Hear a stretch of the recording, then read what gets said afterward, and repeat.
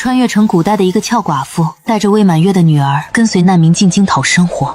幸好遇到心善的侯府老夫人，让我进府当奶娘。原以为能过上安稳的日子，结果侯府背叛，满门流放了。我懂，这又是个功高盖主、兔死狗烹的故事。但我只是个小小的奶娘，唯一能做的就是接受侯夫人的托孤。我答应夫人，庇护小少爷周全。这镯子是我从娘家带来的，看不出侯府印记。你拿着危急时刻换些银钱，记住，离开后给妍儿改名换姓，永远不要再回京城。孩子，你以后就是她唯一的亲娘。我颤着手接过，最后还是问了我最担心的事。敢问夫人，大小姐呢？前些日子春莲的孩子伤风，今早咽了气。夫人的意思是要用春莲的孩子代替小少爷，但大小姐无人可替。那夜我回到自己房中，搂着肉乎乎的女儿辗转难眠。当年我穿越过来后，身下还拖着胎盘，丈夫婆家人不见了，我只能拖着疼痛的身躯逃出洪水淹没的家中。凭着求生意志，我跟着难民群步行300里上京，拖着最后一口气迈身入侯府。一进府第2天就高烧起不来床，最后得侯夫人连连，不仅给我请大夫，还让我养满1个月，再带着女儿在侯府做粗使婢。我进府第3个月，大奶奶林静书因为一场风寒回了奶水，侯府找了10几位奶娘，大小姐周宁安都不吃，只扒着大奶奶的衣裳哭。眼见小人饿得只能哼唧，偏偏我收工拎桶时进院子里一趟，大小姐闻到我身上的奶味震天大哭。于是我就成了侯府大小姐的奶娘，日日好吃好喝供养着。又因为我常在主院进出，所以大奶奶童年出生的小少爷也与我格外亲。侯府中主子也都温和，这才让我安心。想到这儿，我打开夫人给的布包，里面除了自己的身契，还有320两银票和些许碎银，并有一封密封的信函。我将玉镯和银钱仔细收好，又起身收拾行装，只等天亮就离府。开门，奉旨查抄侯府。我从睡梦中惊醒，听见外面一片嘈杂，我心知大事不好，快起来！昨夜娘跟你说的话可记住了？娘，女儿记住了。我正要去抱小少爷，房门却被猛地推开。快走，前门已经被官兵围住了，我带你从后门走。小少爷呢？林静书一手牵着女儿周宁安，一手抱着儿子周宁玉，笑得牵强。阿姨，我就说这孩子为何不撵我，也不沾奶娘，看来是跟你有缘。说完，他在儿子额头落下一吻，连同一张帕子一起塞给我。家里的财产要被查抄，不敢给你太多银钱，这帕子里的220两银票未过府中账，你收好。乖，不哭，娘在这儿。我抱着孩子穿过熟悉的回廊，眼见府中已乱作一团，丫鬟仆婢四处奔逃，官兵的呵斥声忽远忽近。我钻入树丛中，借着夜色隐匿身形。春梅则在旁边的石径疾步，中途遇到一队官兵，她尖叫一声将人引走。我蹲着等前面没人时，正想走，却看到憔悴的春莲抱着死去的孩子从旁边的小道上转出来，接替上了春梅的位置。两人没有任何交流，一个在明，一个在暗，走向后门。后门虚掩着，看似没人，但我没动。春莲抱着死去的孩子跌跌撞撞，正要推门，就从外面进来4个官兵。她尖叫一声，转身往回跑。我死死咬住嘴唇，等春莲把人引开，才拉着女儿走到后门边。我轻轻推开一条缝，屏气等了2息才探出头，只见外面巷子空无一人。我回头再看一眼生活了5年的侯府，一咬牙踏出门。就在我踏出侯府的瞬间，身后传来一声凄厉的哭喊，我却不敢停留，抱着孩子快步走入黑暗中。侯府外面到处都是火把，我不敢乱走。我咬牙顺着侯府围墙阴影走，竟绕到了距正门不远的南侧门处。抄家通常最先被抄的就是前院，所以我心下一横，从一道狗洞又钻回侯府。侯府墙根松快，府里下人们的孩子常瞎跑，所以妍儿打头将我带到前院角落的废弃马房处。这里看似已经被翻找过了，杂物草草被翻了个底朝天。妍儿，你藏树上去，如果娘跟弟弟被找到，你千万不能出声。我抱着小少爷周宁玉蜷缩在草堆里，这孩子好像也知处境危险，始终未曾哭闹一声。天蒙蒙亮，侯府彻底没了声音。我没有贸然出去，而是让女儿继续藏着，并叮嘱如果自己1个时辰内不回来，就让女儿找机会出府。确认女儿听懂后，我抱着周宁玉小心在府中行走，到大厨房找吃的。大厨房处于前后院之间，我找到半碗没来得及吃的粥喂给周宁玉，又找了几个滚落在地上的馒头。我咬牙往后院走去，前院只是乱，但后院几乎被掘地3指，看来陷害侯府的人把证据藏在了后院。我心里升起一股寒意，赶紧往回走。我就这般带着孩子在马房里躲了3天，厨房里的吃食都发酸，围墙外面才彻底没有声响。娘，官兵们都撤走了。好，那咱们也走。我从厨房找来一个背篓，在里面放上已经软塌塌的菜，又从下人房里找来几件粗布衣裳，裹着周宁玉抱在怀里，而自己跟妍儿的衣裳早在这几天弄得脏兮兮，都不用刻意装扮。京城已开始苏醒，街边小贩陆续出摊，行人渐渐增多。我假装在西市摆了2个时辰摊，烂菜当然卖不出去。我只想打听侯府到底如何了，可越听我越惊心。那一夜京城震动，不仅开国功勋的武安侯府周家被抄，名满天下的林家也没逃过。大少奶奶的爹一头撞死在宫门前，他娘用丈夫的鲜血在宫门上写了个冤字后自刎。好在侯府老夫人提前一步放了府里的几百下人，还有各地庄子上的近1000人都被放还了卖身契。虽被拦截了一部分，但还是有不少人在官兵来前出了府。娘，我们要去哪里？言儿不怕，娘会护你跟弟弟周全的。咱们回老家吧，那里有山有水有田有地，可玩耍的比京城多了。我微笑着描述，心里却是一片茫然。我早已没有家乡可言，6年前家乡洪水尸横遍野，如今我该去哪里安身？这时街上突然喧闹起来，有人喊着叛国贼，周家要被流放了，大家快去看热闹。我浑身一震，拉着女儿抱着周宁玉也跟着人流往主街上走去。侯府嫡庶主子带着脚镣捆手的绳子连成一串在街上行走，不知道是谁喊了声叛国贼，其他人都开始往他们身上砸东西。我红了眼眶，就凭侯府对下人的态度，怎么可能叛国呢？你在这儿哭，你跟叛国贼是什么关系？我哭我男人，要不是这些狗官，他也不会死，留下我跟2个孩子孤苦伶仃。说着，我反手拿起背篓里的烂菜，朝周家队伍砸过去。如此风波让周家人注意到我，我跟着队伍边走边砸，泪水满脸。昔日富贵慈祥的侯夫人摇摇欲坠，大公子周文瑞满身是血，应该是受了酷刑。大奶奶林静书那么柔静的一个人，满身污垢，衣衫破烂。14岁的3公子周文轩不顾自己浑身是伤，护着前面的侄女周宁安，但他们看向我的目光里都只有一种情绪，感谢。不过我却发现队伍里少了一个人，2公子周文征。谁？是我，小声些。大公子3公子跟眼前的这位已经出嫁的小姐周青瓷是侯夫人所生，2公子周文征是庶子。我极少在侯府见到这个人，眼前女扮男装的就是周青瓷，她比大公子小2岁，嫁给了相国孙家大少爷。跟我走。姑奶奶，侯府会被流放到哪里？随州。那您找我是为何？您若是无地可去，可否带着孩子去随州？那边有人。那边是流放之地，我爹在那边有部下。不过随州被群山环绕，夏日炎热，冬日苦寒，流放之人为生，城都是黑乎乎的，并且相距京师足足1300里。我一个妇人带着2个孩子去哪儿都危险。如果流放之地有周家部署，那只要能撑着走过去，后面的日子就好过了。你可知道前路艰险？夫人放归众徒，不仅是她人善，也有为我打掩护的意思。但屠夫们都有造册，官府要查，必定是从主子们贴身的开始查起。查到我这里虽是迟早的事，但还有时间，所以为何不趁着他们还没查到，我先行一步呢？谁能想到，我一个粗使婢在春秋竟敢带着幼儿北上苦寒之地。周青瓷明白了，为何母亲大嫂要把小侄儿给我。你想如何去？请标对。就说到云州与做生意的丈夫过年，如果直接到遂州就太明显了，所以我打算先到距离遂州300里的云州，然后再做打算。明日城外30里地会有标队等你，您只有保全自己，周家才能无后顾之忧。说完这句，我又觉得有些笼统。随州苦寒，您在京城就要多攒些银钱，接济接济。听到我这话，他浑身一震。周家一门从太祖开始就为国征战，如今边关平静，朝中重文轻武。父亲本以为家中兄弟弃武从文，主动递上了软肋，没想到马上就入冬，周家人怎么可能平安走到随州？还有一点，姑奶奶可知2公子去了何处？侯府后院被掘地3尺，您多留个心眼子。他被孙家控制，对侯府的事一无所知。我的这2句让他撕开了阴谋的一条缝隙，得见些许天光。我在城里待得太久，怕有变故，我留几片烂菜叶在背篓里，拉着妍儿遭了几个白眼，买到1小捧白米，最后在一家杂货店又买了针线、水袋、木头碗筷、火别子。守城官兵见多了这种进城卖菜换点钱财的百姓，想都没想就放我们出城了。叔，您去哪儿？20里铺，捎俩钱搭车。您住20里铺哪家？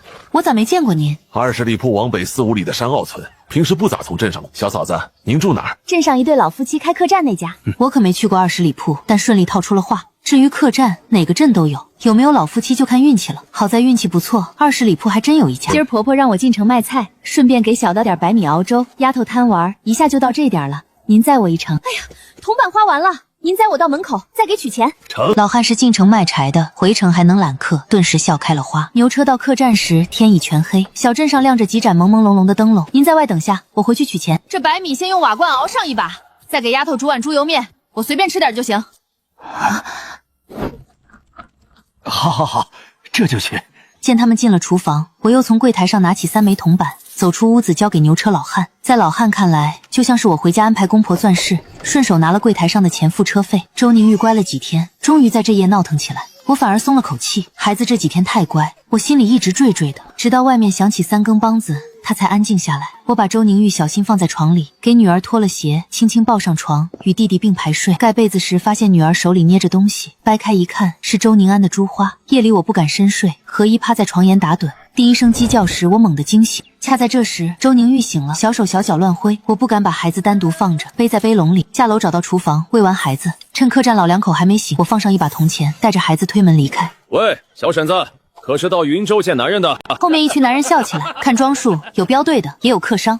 我是去云州见男人，不知标头可有女人见？走了走了，我着急见男人。任谁也想不到，这样的妇人会是大户人家里规规矩矩的奶娘。就这么一会儿，我已将同行的人看了个大概。京城的小标队常互相联合，把往同一方向的商客聚在一起走。刚才搭话的红脸汉子是接我这趟活的，姓李。他这一队共有3位镖师，另外2支镖队各有2位镖师，其中一队还接了一对30岁左右的夫妻。马车车厢里堆了些轻盛的货物，我们3人坐进去，颇有些挤。您凑合几日，等到500里外的清镇交了货就宽敞了。什么小婶子，我未必有你大。姓赵，25，没必要隐姓埋名，万一过关点查户籍，反生事端。哟，那得叫妹子。我叫李逵，27，威远镖局的镖头。李叔叔，这丫头真乖。赶货车的张镖师年40，赶马车的小伙姓白，才18。顺风顺水顺财神，启程。镖队与流放都走官道，周家提前1天上路，我估摸最快当天傍晚，最迟第2天就能遇上。第一天镖队照顾我们几个客人，只走了30里，便在一处官驿歇下。妹子，今天晚上好好休息，明儿咱们就得加快小程喽。这些人把货物搬进屋后，开始打理马匹。我拿起一根草，塞进周宁玉手里，伸过去喂马。娘的好孩子，咱们给马儿喂根草。这一路辛苦，小马在载咱们呢。听到我逗孩子的话，不仅李镖头诧异一瞬，就连张镖师跟白镖师也抬起头看我。赵妹子心真好，除了我们做镖师的，其他人可看不到马儿的辛苦。他们什么都知道，只是不会说话罢的。我这老伙计快退休了，就像妹子说的，他们什么都知道。张大叔，他几岁了？镖局的马匹干不动后，要么被杀，要么被卖。张镖师很是舍不得这匹老马。他16岁了，曾经是匹战马。我就知道周青瓷不会真的随意给我找支镖队，但我没有试探询问。若是一路顺畅，大家也就萍水相逢而已。那骑着他打仗的人是您吗？不是，他主人把他卖给我了。那他主人……妍儿，别打扰叔叔干活。官驿有个大婶子恰好宰了头羊，见我抱着个孩子，便来问可要羊奶。那来2盅吧，记得熬煮开，1份里面加上些糖，另外1份配上2个白水蛋。夫人真是好，对姑娘也同儿子一般。喝完奶，2个孩子都困得睁不开眼。妍儿怀里抱着周宁玉，头一栽一栽的睡了过去。我转身把门关好，赶了1天路，也准备休息，把包袱、剪刀都放在最顺手的地方，才合衣在床沿边躺下。谁？赵妹子，是我，李大哥，该起身了。我这才发现窗外已经泛白，顿时懊恼自己睡得太死。就这么几句话功夫，妍儿已经自己穿好了外衫，滋溜滑下床。她拿昨晚擦脸后还湿着的帕子给自己抹脸，翻个面就要往周宁玉脸上盖。哎，让弟弟先睡，给娘吧。湿帕子一上脸，我被凉得机灵一下，彻底清醒了。赵妹子，动作这么快。第一次坐这么久马车，浑身酸痛，耽搁你们时间，让你们久等了，真是不好意思。没事，我提前喊你了。既然时间还充裕，那妍儿，你去叫5碗素面，咱们吃完热热乎乎的赶路。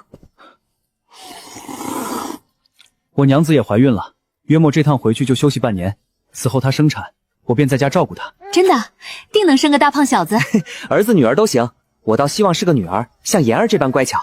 温阳镖局与新义镖局都等得不耐烦了。对不住了，几位老哥，我再去催催。催什么催？这雾气都没散，时间不还早着吗？兄弟，您这话就不对了。您去的宛州与京城相距500里，少则10天，多则半个月也就到了。可我们要去的是杨堡镇，离你还得远300里啊！眼见秋深，这么耽搁下去，后半截路我们就得顶风冒雪。那能怪我们吗？谁让你们要去那么远的地方呢？既然这样，那便是道不同不相为谋。2位老哥，不至于，不至于。 3位老哥，咱们一路本是图个照应，现在既然不和顺，那便就此别过吧。李逵还想劝一下，只是他话还没说完，浓雾中就传来铁链与地面摩擦的声音。大家停住话头，朝官道上看去。我抓住妍儿，紧紧捏住她的手。妹子，屋里寒气重，你抱着孩子上车吧。多谢张大哥了。我伏在货物上，掀开车窗的一条缝隙。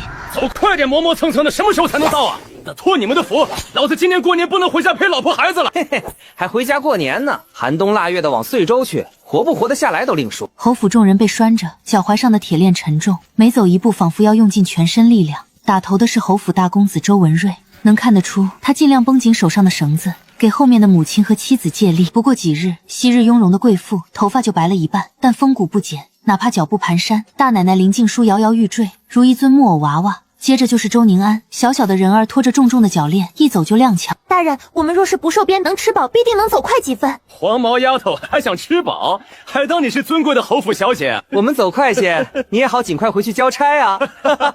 谁说一定要把你们送到随州才算交差？1000多里路，老弱病难，死在路上也是常事。小人吓得死死闭眼，缩成一团。而在他上方，三公子周文轩轻身，试图用身子挡下这一鞭子。住手！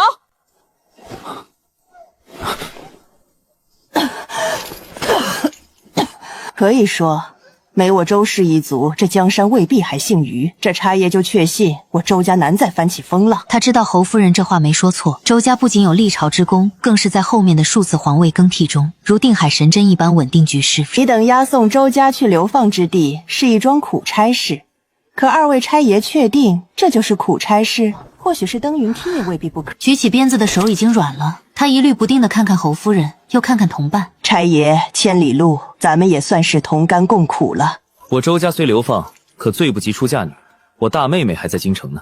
他与另外一位衙役对视一眼，想到侯府大小姐周氏，他爹虽死，可朝中可有不少大人都是周家学生，还有侯夫人，娘家兄长现在还在西北岁月关镇守呢。气氛有些僵持，衙役虽然态度有些软了，但面子上拉不下来。我看到大公子给银子的动作，从包袱里抽出一件周宁玉的暗绣万字纹的棉布底小衣，放在了膝盖上。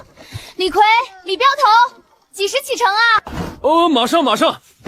袁大哥、雷老弟，一起走吧。经过这一段，新义镖局的2位镖师也不好再与顺水镖局继续计较，点点头，算是给威远镖局一个面子。我没放下帘子，我刚刚一出声，侯夫人脸色就变了，还有大奶奶，原本木讷的眼睛动了，她转头好像在找什么。而周宁安已经看向马车，眼里有光。我知道，必须给他们一个坚持走下去的理由。此去云州还有1000多里呢，早些走吧。我这话本是要给侯府众人传递消息，没想到却被那姓戴的女人给曲解了。哟，让我看看是谁家的小娼妇这么会说话，不过是睡了一夜，就敢在老娘跟前叨叨了，指着谁呢？谁不知道你有男人睡似的？大清早死赖在床上不肯起，非要其他男人一而再再而三的进房里喊，到底谁是娼妇呢？相公，你看他。好了，上车，再耽搁，今天还走不走了？顺水镖局的一看，他们已经把人家2家镖局都得罪了。见自家镖头不耐烦，那2口子才不情不愿地上了车。车帘晃动，我看到侯府的人都在目送我也将目光停在了周宁安身上。哎，你们在前面草堆下面歇息吧，我兄弟俩进去撒个尿。多谢2位差爷了。母亲，您歇歇。那是我的孩子。嘘，我看到了，会好起来的，请说。他伏坐在母亲身边。爹，妍儿带着去年我送她的绒花。周文瑞撕下衣服一角，裹住女儿被铁链磨到血肉模糊的脚踝，他的手在颤抖。受过酷刑都未吭一声的他，再也忍不住红了眼眶。大哥、大嫂，你们就是太妇人之仁了。那奶娘身边的女儿与宁安一般大，又自小在一处，为何不住口？春莲的孩子本就先天不足，这才用来代替名额。妍儿健康活泼，也是爹娘生养的，你怎能有这样的想法？文轩只是一时想不通，可我周林2家皆以德立本，若是能做出这般猪狗不如的事，咱们也不会有如今光景了。明明我们家没有错，明明没有错啊！别怕，大哥保护你。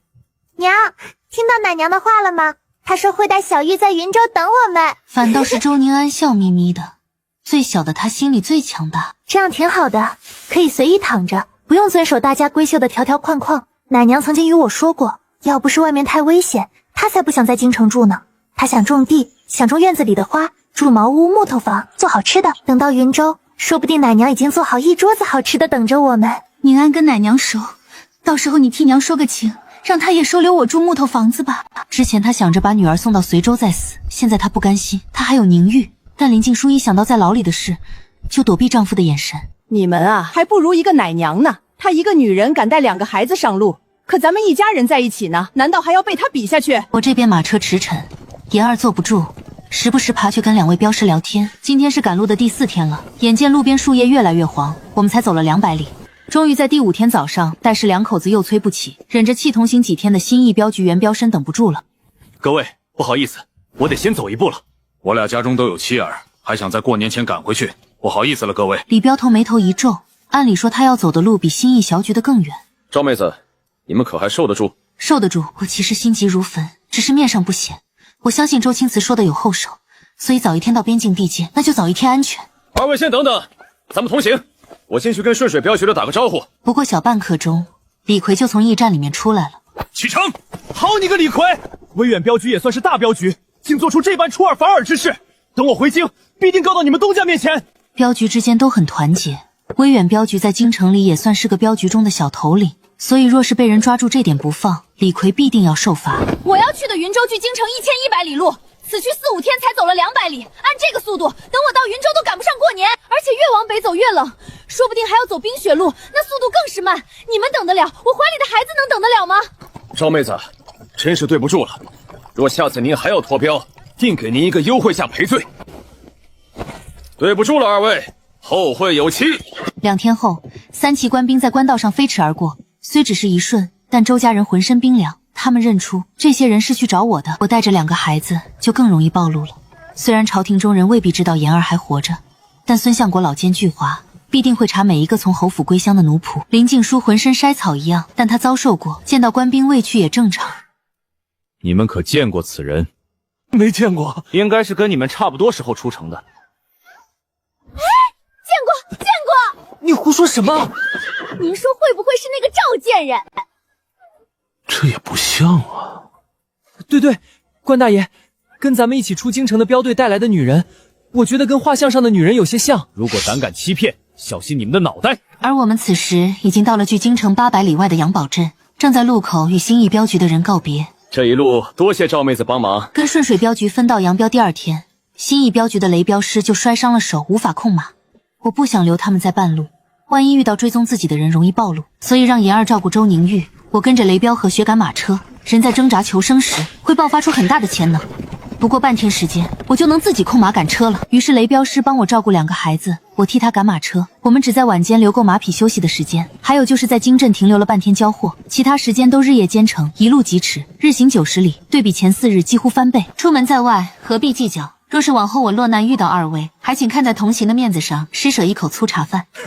赵妹子心胸不输金国，就此别过，后会有期。与新义镖局分开不到半个时辰，一直听话乖巧的周宁玉突然哭闹不已。李镖头以为是孩子老在马车里腻愤了，抱上马骑着逗着玩，也止不住哭。我抱着哄，下车走都不行，眼看孩子哭的都要背过气去了。我突然想到曾经在民间看到过的一则传言，神灵挡路必有缘故。李大哥，那边路上是不是有只兔子？冬日兔子囤粮常见。说着，路上突然出现一条蛇，几位镖师御马使马车停下。冬日见蛇，这不常见了吧？李大哥，可否耽误1日？我们去杨堡镇暂住1晚，宁可信其有，不可信其无。张镖师不着痕迹地看了我一眼，点头同意。而小白皱起眉，有些犯难。他着急完成活计回家，我一狠心提出买下他们这辆马车。李逵跟张镖师几乎是立即反对。赵妹子，没有这样的道理。是啊，这话传出去是要砸镖局招牌的。就听你的，回杨堡镇过夜。本来这一趟去程预计是20天，回来10天，现在才10天便走了2/3的路，莫要太过分。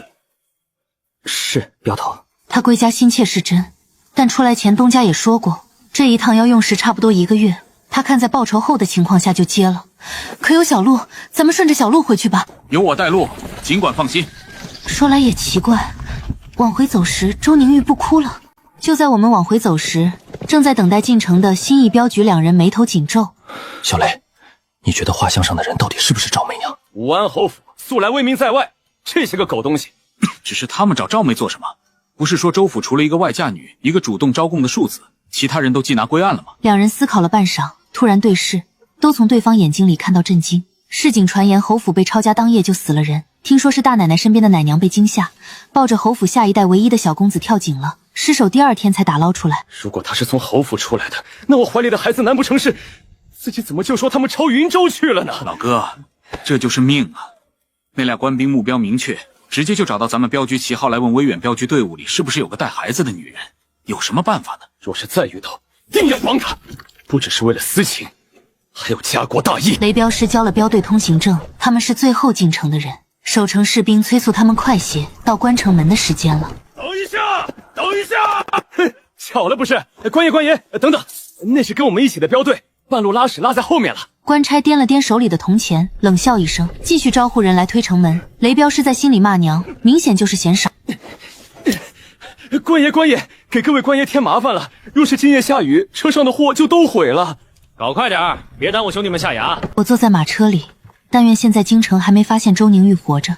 如果只是追查侯府下人，就不会太严，也不会到处张贴画像。李逵满脸怼笑，向守城的官兵连连作揖，说等这批货交了，请各位兄弟喝酒。在他说话间隙，拉货的2辆马车顺利进城，城门在我们后面轰然关上。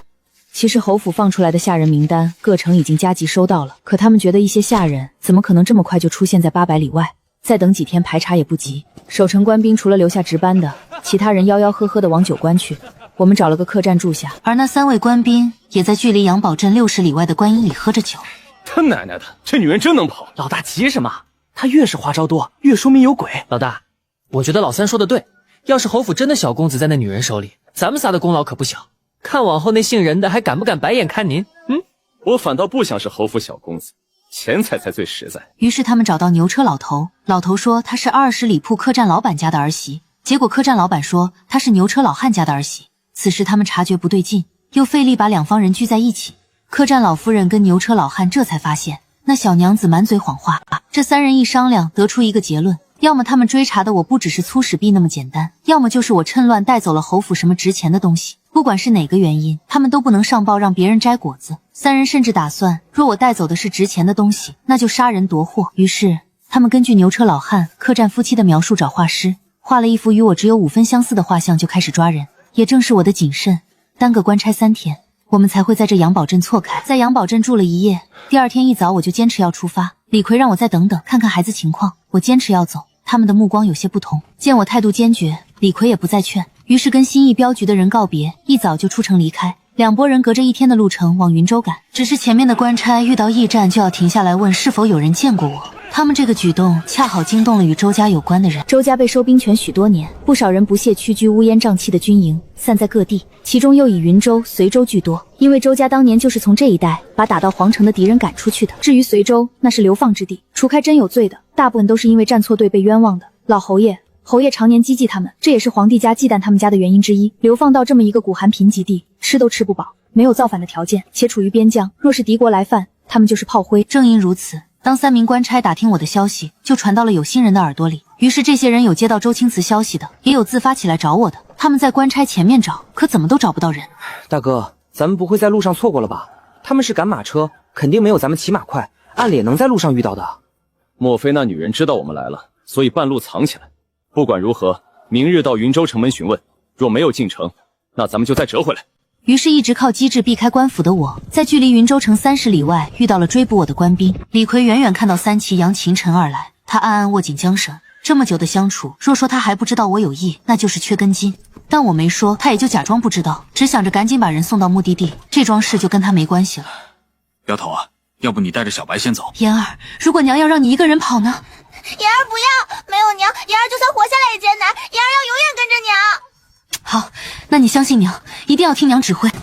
3位官爷，我们是京城威远镖局的，前来云州走一趟镖。少爷啊，你挺能跑啊，哥几个可是日夜不休，差点跑死马才追上你。这位差爷找民妇，可民妇并未有犯法之处啊。我且问你，你是不是侯府下人？曾经是，不过侯夫人放还了，民妇身契现在就在怀里，已经不是。嘴挺硬啊，那你跑什么？瞧官差大哥说的，民妇哪里是跑啊？民妇男人在云州做生意，这不赶着跟他团聚呢。男人不在身边，你也能生个大胖小子。要不回京的路上，你也跟我们哥几个生一个呗？我虽然早有准备，但马儿跑起来的第一下还是撞到了头。我赶紧双手死死抓住车窗撑住，防止胸前的周宁玉被压到。追！李大哥，这是怎么突然就跟官兵对上了呢？小白，少爷应该是侯府下人。我知道啊，那官差不是说了吗？他怀里的孩子可能是侯府最小的公子。小白瞪大眼，指着前面扬起的灰尘，惊的话都说不出。武安侯府在大红朝家喻户晓，可以说武安侯府就是百姓心中的守护者，所以小白想都没想，也跟着驾车追上去。赵妹子，你抓好了，妍儿我抱着呢，你放心。我怎么可能放心？张彪是现在保护的不是我跟妍儿，是他怀里的周宁玉。妍儿，来娘这里。女儿在怀，我提着的心微微放下些。妍儿，抱着娘的腰，不要松手。娘，娘，你没事吧？娘没事，言儿不哭。有车厢牵制，老马终究还是跑不过官差的马匹。我看着车厢里的货物，云州城可以有人点子。我有，只要能进云州城，保你无忧。好，还有多远？山野15里。就在这时，后面的李逵追上了官差，挥舞马鞭试图拖延。没想到左边靠近他的一人直接趴下身体，挥刀砍在了他的马脚上。穿越多年，我本性里还是有不忍，但此时顾不得那么多了。被追上，我们3人都得没命。张哥，后会有期！此时正值深秋，地面厚厚的枯叶提供了一定的缓冲，顺着山坡往下滚。我的脊背还有垫在言儿后背的手都快没知觉了。周宁玉开始哭起来，言儿，言儿不哭不哭不哭，娘在这里，好些了没有？你动一动看看，可有什么地方痛？没有。娘把你轻轻放下去，你抱着弟弟的襁褓，慢慢去下面的平处，好不好？啊！等女儿抱住周宁玉，我的坚持也到了极限。你再去帮娘找根直一点的棍子来。乖宝，饿了是不是？我只要在密林里找到云州城的方向，走过去就能得救。可现在林深树高，我分不清。无论古今，城市都会傍水，顺着小溪走就能找到聚居点。深秋山里有不少成熟的野果，孩子饿得哼哼唧唧，我不敢点火冒烟。最后寻到了剩下几颗果子的秋棠梨树，言儿已经没有刚开始的恐惧，见我这样摘果子，发出阵阵惊呼。周宁玉嘴一张一闭就没了，挥着小手张着嘴巴还要。老大，那女人肯定是借货物遮挡跳下马车了。对，不过她一个女人家肯定会受伤，跑不远的。我要尿尿。怎么越来越粗鲁？不粗姑，能吃饱穿暖坐马车吗？你这小丫头还挺识时务的，要去都赶紧去。看着越来越不像豪门千金的孩子，林静茹无奈叹气。天气越来越冷，这种好日子怕是坚持不了多久了。嘘，娘，可还认得着？我的玉儿怎么了？这块布是年初大绝日赠送的回礼，因只有1匹，又在佛前供骨，所以做了宁安言儿穿的礼衣，布料有剩。又给当时还未出生的玉儿、春生各做一套。娘，玉儿跟着奶娘肯定没事，而且奶娘还给咱们留了东西。好孩子，你怎知奶娘在这里藏了银子？奶娘常跟我玩找东西的游戏，我们看到的每一个小物件都可能是线索。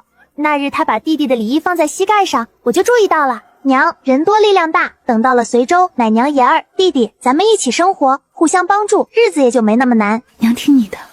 周文瑞诧异妻子主动牵他的手，正激动呢，手里滑进一块冰冰凉的东西。周文瑞紧攥着手，却不愿意放开他。他挣扎几下，沉沉叹口气，任由他牵着。后面每隔60里左右，差不多是周家人3日的路程，周宁安就会找到一块我留下的银子，足以让押送的官差另眼相看。他们再清楚不过，周家人身上的银钱早就没了，这些银子肯定是有人暗中给的。于是他们对待周家的态度就又好了些，夜里允许他们歇在驿站的柴房里，每日每人也能得2、3个粗粮馒头。我这边天色已黑，我不敢继续走，带孩子在山洞安顿下来。周宁玉饿得哭唧唧，我却还不敢生火，得等天色完全黑下来，看不到烟雾才行。娘去打点水，马上就回来。天完全黑下来，我在山洞里升起篝火，野板栗在火堆中被烧得噼里啪啦，不一会儿就可以吃了。言儿，喝点热水。我在河边发现几株已经枯黄的藿香，捡了叶子回来煮水，可以驱寒。用碗里的水烧开，烧熟的板栗用勺子碾碎，再加点水可以做辅食。喂完孩子，我自己也混了个水饱。看着周宁玉和言儿瘦了一圈的小脸，我在山中毕业的想法被打消。我突然想到了周家的事，皇帝之所以判周家流放而不是直接杀了，肯定是有所忌惮。大奶奶林家是其一，还有就是侯夫人沈家，现在还有一个兄长守着边关，而沈周2家向来关系好。如果皇帝做得太过分，沈家唇亡齿寒，未必不甘。所以周家只要熬过流放路，我只要带着周宁玉去到遂州，那就算被查出来也无妨。小娘皮，你挺能跑啊！周宁玉大声哭起来，我左手无法动弹，右手悄悄握住腰上的剪刀，双脚蹬地往2个孩子跟前靠。我找到了，过来！哈哈哈哈！小娘子原来藏在这里啊！二哥，大哥还没来呢，等等。2位大哥，求您放过小女子吧。嘿嘿，放了你，那哥儿几个的升官发财路就断了。这老娘们细皮嫩肉，长得真不错。我一个粗使婢，抓了我能有什么功劳？大哥，您别开玩笑了。言儿抱着周宁玉，躬身贴着洞壁，试图从另外一边绕过。功亏一篑。好在地面有树叶，周宁玉甚至都没哭。我知道不能再等了，趁我面前的官差被吸引，梦将手里的剪刀扎在他脚背上。老二，找死！我慌得不行，突然看到还未完全熄灭的火堆，我已经顾不得什么了，用左手把火炭朝官差面门打去。言儿扯住周宁玉的襁褓往后退。言儿，走！敢跑！臭女人，敢杀我兄弟！今天老子要把你抽筋扒皮！还有那个小的，卖去最下贱的窑子里！我赌官差没有我清楚洞外的地形。呸！两个大男人欺负一个弱女子还被反杀，祖宗都被你羞得要掀了棺材根出来！官差朝我冲过来，突然单脚踩进一个老鼠洞里，我知道自己的体力不支，转身就跑。言儿几乎是半抱半拖着周宁玉的襁褓，小姑娘连滚带爬。突然，前面传来不知名动物跑过的咔嚓声。小东西，得来全不费功夫啊！大哥，老三，你怎么成了这样？脚扭了！妈的，这贱人！老二呢？什么老二？你们俩没在一起吗？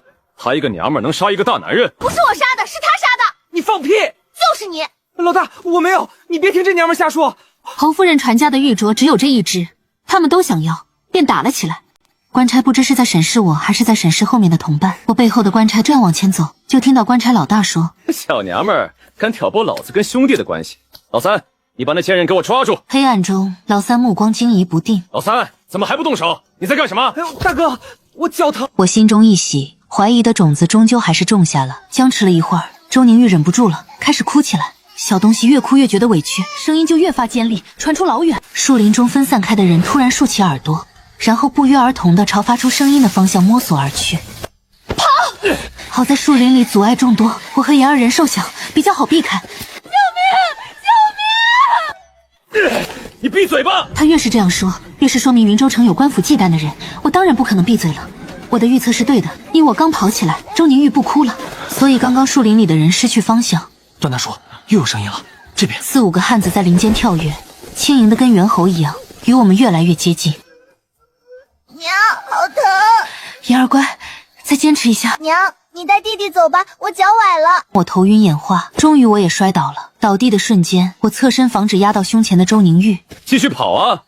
我不服，上辈子我生孩子的时候血崩，输了几千毫升血，死里逃生。后来做志愿者，抗洪救灾，掉进团级的水里，穿越来这里，死里逃生。拖着这具刚生产不久的身子，抱着言儿走了几百里到京城，进侯府，死里逃生。在侯府风寒高烧，大夫都说药石无医，我依旧活下来了，所以我不可能死在这里。想到这里，我挥舞手里的刀朝官差砍去。你也配要我的命？多行不义必自毙，你也配动周家的孩子？官差俯身用刀鞘砸在我的腿上。娘，我后悔了，我不该为了什么百姓大义答应救周宁玉。还没等官差反应过来，一道黑影冲来，抱起言儿，将她放在我身边。此时周围出现了5道人影，皆穿着夜行衣，以黑巾蒙面。你们是什么人？敢阻拦官府办案？没有一个人理官差，而是问我：京城侯府来的是你？我拨开胸前襁褓，露出里面花猫一样的周宁玉。幸在，命在。看到周宁玉，这些人身上的冷意褪去，我紧绷的神经放松，脚下就是几个踉跄。小心，孩子放下来，我抱抱。不用。难怪能一路走到这儿，赵姐姐好警惕的性子。我莫名其妙的看了那人一眼，跟他熟吗？我再问一遍，你们到底是谁？敢阻拦官差办案？办案？这妇人犯了什么案？你们最好不要多管闲事，识相的赶紧走。说不出来，那就是假公济私。这女人我们就保定了。剩下的2人，一个扶着我，一个抱着言儿，打算撤退，就这么走了。不然呢？不杀了，放回去报信，反正都是掉脑袋的事了。杀了这2个官差，还能多拖延一些时间。你们下不了手，我来，只是你们得帮我摁住。你敢？为什么不敢？已经杀一个了。虽然杀了这2人，迟早也会被朝廷发现我有问题，但总比放他们回去乱说的好。我说的不对，都什么时候了，还在这里发呆呢？对，那就杀了吧，速战速决。等速战速决就好，我还真怕这人一直看着别人打。这时抱颖儿的人来到我跟前，我才看到这人只有一只眼睛。我叫赵颖，我姓段，名正，曾是侯爷副手，他们都喊我一声段叔。青瓷来信已告诉我们京城发生的事了。我听到他语气有些悲凉，应该是跑某情深。好在侯府并未有折损，等侯夫人、大公子等人到了云州，说不定比在京城过得还爽快。周家都坚毅之人，定能平安到达。他看了看周宁玉，小孩漆黑的眼睛眨也不眨，盯着前方打斗。要我说，大公子当初就不该弃武从文的，不然何至于现在无自保之力？是啊，侯爷始终顾念周家祖上几代与皇家持家的情谊，以为后代卸甲便能安稳，不然何至于此啊！说话间，前面的打斗结束，走。我尽量跟上他们的步伐，但这一天一夜体力透支，终究还是在1刻钟后晕倒在地。娘，小丫头莫哭，你娘是累得睡过去了，不是死了。你这人真不会说话，睡过去就睡过去呗，干嘛加个死了？沈叔叔不会说话，罚他抱你娘走。我娘受伤了，你不要动。什么时候受了伤？没有血迹，应该是伤筋动骨，并非外伤。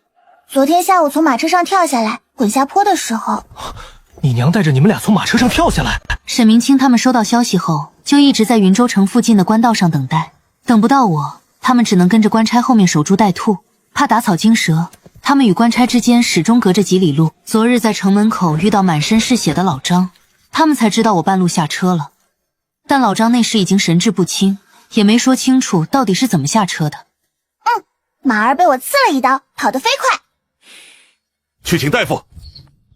好孩子，你娘护着你们俩跳车，可能受伤了，咱们需要解开她的衣裳，查看骨头。我娘说万般要紧事皆不如人命重，多谢段爷爷，多谢沈叔叔，求你们救救我娘。谁？客官，您吩咐熬的小米粥好了。多谢小二哥了，孩子就是饿了，正哭着呢。我来喂孩子吧。不是这样，是这样。哎呦，大夫爷爷，怎么了？我娘很严重吗？没事没事，这女子非常人呐。怎么说？男人脱臼都能痛哭，她手臂这肿胀程度起码超过8个时辰了，其中痛苦要亲身体会才知啊。这女子非常人呐。沈明清有些愣神，这8个时辰里，我还带着俩孩子逃亡，杀了一人。其实他之前接到周家表姐的书信时，还有些不信，想着周家真是没落了，居然找不到人可依靠，把孩子托付给一个奶娘。现在看来是他鼠目寸光。不知过了多久，我醒过来，浑身无处不疼，尤其是左臂传来火辣辣的胀痛。我发现自己躺在一张干净的床上，身上盖着薄被。我轻轻动了动，发现手臂被重新固定包扎过。娘，你醒了。妍儿，娘没事了。赵姐姐醒了，正好把药喝了。差不多4个时辰，大夫给你正了骨，敷了药，说你脱臼时间太久，韧带拉伤严重，需要静养至少1个月。还有，你身上的多处擦伤和淤青都处理过了。段叔他们呢？在外面守着，官差的尸体已经处理干净了，暂时不会有人追查到这里。等你恢复一些，我们就进城。赵姐姐，你真的是敢杀官差？不然呢？等着他来杀我，杀我的孩子。我不是那个意思，只是觉得你一个女子能下得了手。当你和孩子的命悬于一线时，没什么下不了手的。我不是什么闺阁淑女，我只是个想活下去的普通人。我明白了。醒了就好，感觉如何？还好，死不了。别乱动。段叔，云州城的情况如何？侯夫人的兄长沈将军，他能庇护我们吗？沈将军我们已经联系上了，他得知周家出事，非常震怒。但如今朝廷盯得紧，他也不能明着做什么。不过暗中保护你们母子3人还是能做到的。只是赵颖，你并非周家奴仆，本可置身事外。这一路护着侯血脉，历经生死，我代周家在此谢过。段叔不必如此，我答应过侯夫人，就一定会做到。何况这2个孩子，我早已将他们视为己出。好，那接下来的路，我们陪你一起走。等你们身体好些，我们就启程去云州城内的安全住所。沈将军已经安排好了。那张镖师、李镖头他们……你放心，李逵和小白带着老张进城治伤了，他们都很安全。我们给了足够的酬谢，他们不知道我们的具体身份和去处，这对他们也好。我这才彻底放下心，身体依旧疼痛疲惫，但心中那块一直压着的大石终于落了地。我知道，到了云州并不意味着绝对安全，朝廷的追查不会停止，未来的路依然充满未知和危险，但至少此刻我们活下来了，我和我的孩子们活下来了。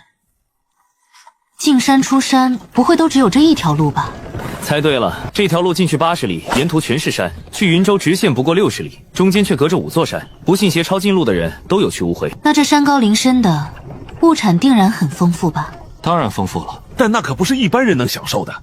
大虫、熊瞎子、毒蛇不常见，咱不说，就说那种小牛犊子似的鹿，长着3尺来长、树杈子似的鹿咬，被它撞上一下就能顶破肚皮。最危险的还是那些个蘑菇，邪乎的紧。段爷爷，蘑菇咋邪乎呀？那是山里精怪变的，吃了口吐白沫不说，还得去地狱里走一圈，看一遍前生做的恶事，才让死。太可怕了，娘，咱们可不能吃蘑菇。也有那么2、3种能吃的，但那玩意儿也填不饱肚子。你当年就过来这里了，现在住哪儿？正往我住的地方走着呢。看到那边空地没有？不行不行，碎炭太多，重量减半。大人，您行行好，我儿子重病，这些炭是我好不容易烧出来背下山的。我通融了你一个，后面的怎么办？我儿1天没吃饭了，等他好了我补上。你要去救他？不哦，我以为你停下来是于心不忍呢。救得了一个，救不了一双。在这地方不能有妇人之仁，发配之人定有冤枉，也有作奸犯科。就算是周家，也得是享得了从龙之功，就要受得住兔死轰亲。不过段叔这句妇人之仁我不喜欢。女人心软是骨子里的母性，若没了这母性，世间男儿从哪儿来？我并非没有妇人之仁，而是都给了他们。这里是原住民的地方，是也不算是，多数3代流放落地生根。开国发现这里时，山里原住民还茹毛饮血。那他们还在吗？那这些人在这里怎么生活？边框赶车搬货，能活下去的都做。大哥，你终于不是嫂子吧？哇，大哥，才隔把月你就生孩子了？我不是送子菩萨。不错啊，有自己的人了。段叔笑话了，都是乞儿。我刚来时，他们有的人还没宁玉大呢。你在做什么？给孩子们熬点姜汤。你怎么不让他们回去睡？也不怕风寒？都熬习惯了。帮官府赶车时，夜晚也是在外露宿的。你要是没事，去拿些红薯来，烤着吃不暖和，加姜水煮成甜汤。用这个刷干净些。这又是什么方法？这样煮的比切片甜。大哥好香啊！你在煮什么？赵姐姐怕你们风寒煮的红薯姜水，拿碗喝了去上工。谢谢赵姐姐。是谁？得空了给我修好。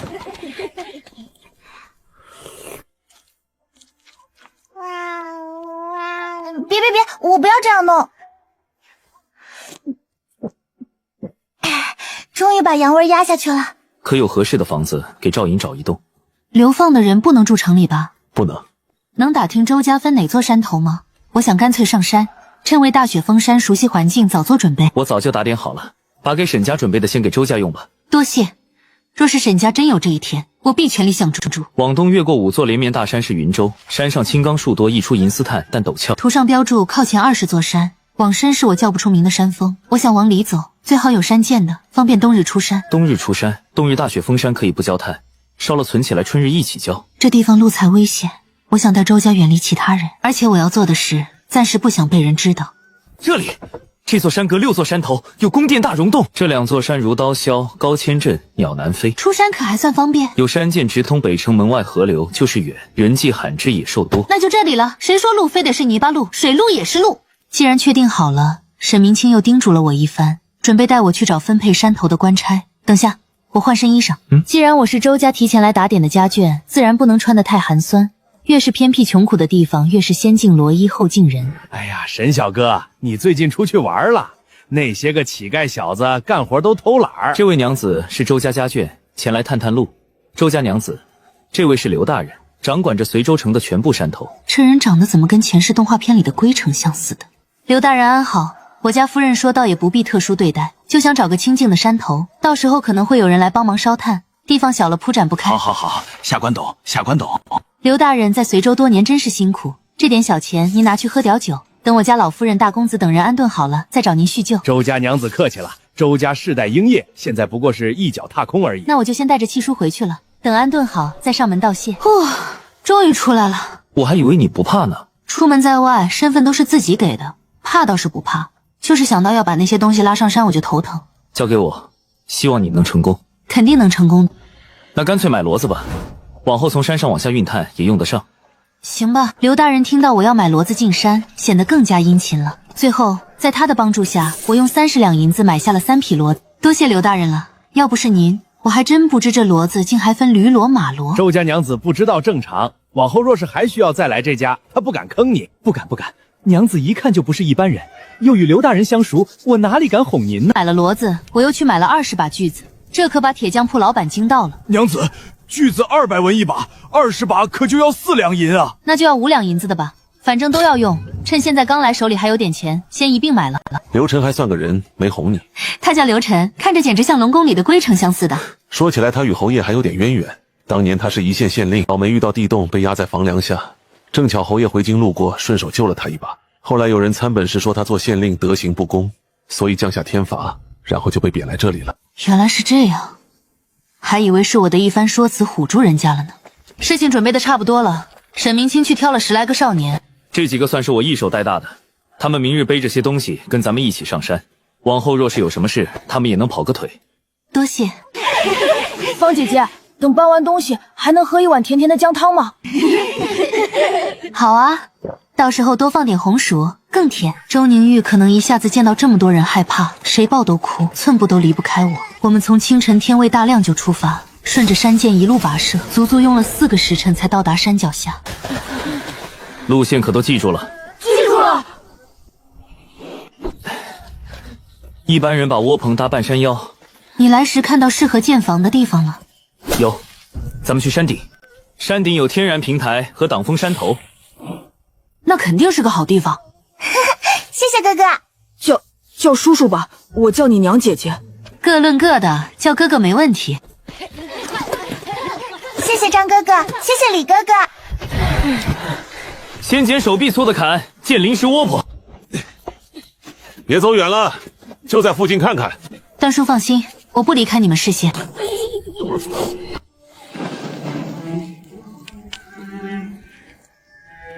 吃饭啦！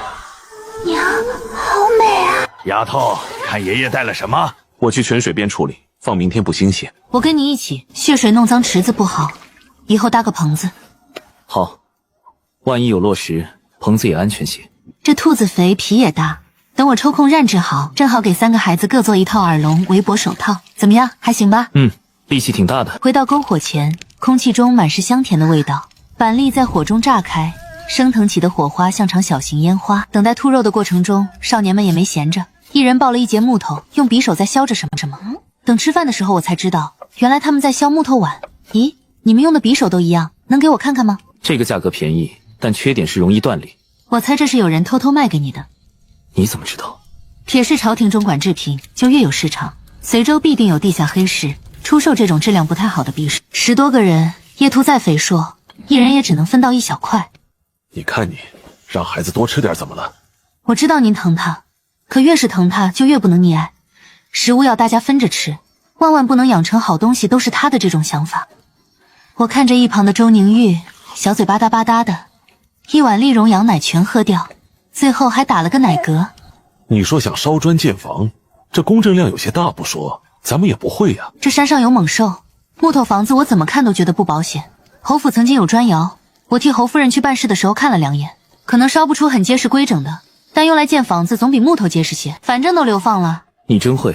试试呗，现在秋高气爽，砖坯正好晾。吃完饭，我指挥少年们在地上挖出几个1尺深的土坑，然后在土坑里面燃起篝火，好让他们晚上可以暖和的睡。赵姐姐，为什么要在坑里烧啊？因为要隔离啊，地上落叶太多，一不小心就会燃起大火。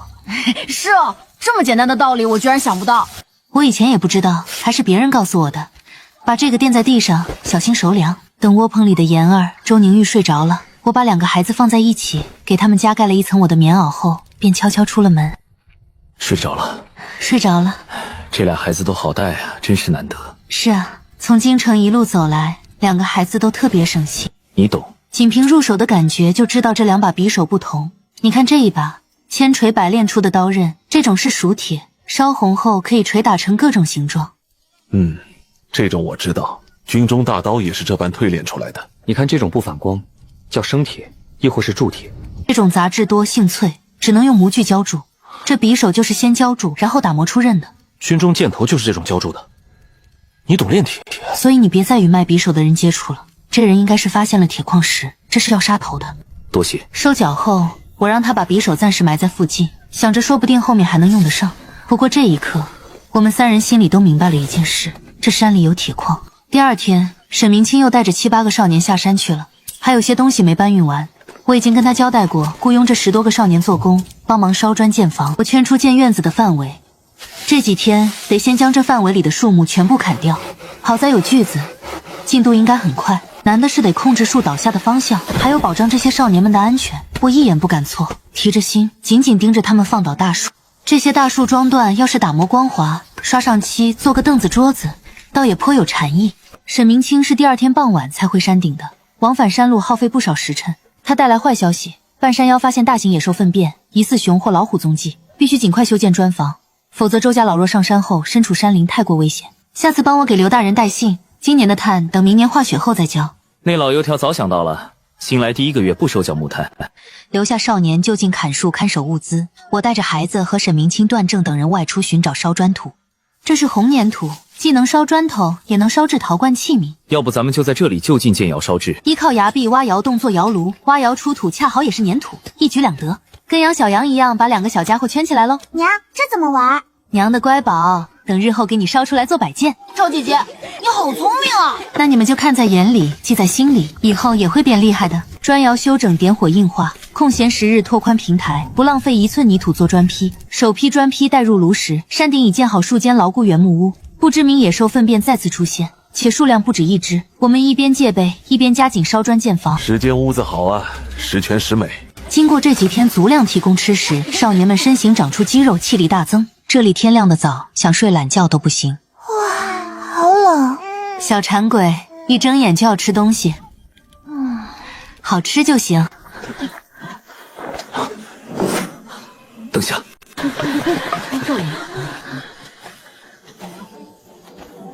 后来听他们描述，当时只见地上一只大熊，睡得4仰8叉，如黑色的毛毯铺在地上。坏事是，这熊实在太大了。从粪便看，还有只小的，这是大祸害。不除掉它，在这山上住着绝不放心。我心里清楚，搬家不可能，眼下只有这个办法了。做陷阱吧，等砖窑凉了他会走，咱们烧窑等他。最简单的陷阱就是挖坑，在里面倒插坚木罐。我之前花高价买的匕首，这就派上了用场。不能挖在路上，容易误伤自己人，就挖在炉门口。不够深穿不透它，不够宽怕它爬上来。我发现平日嘻哈的少年们都沉默了，他们都在祈祷。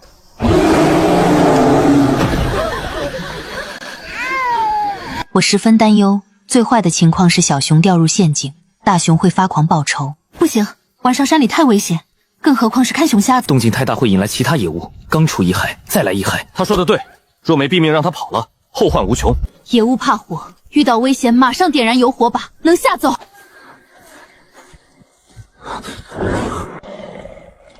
这是警告，强弩之末。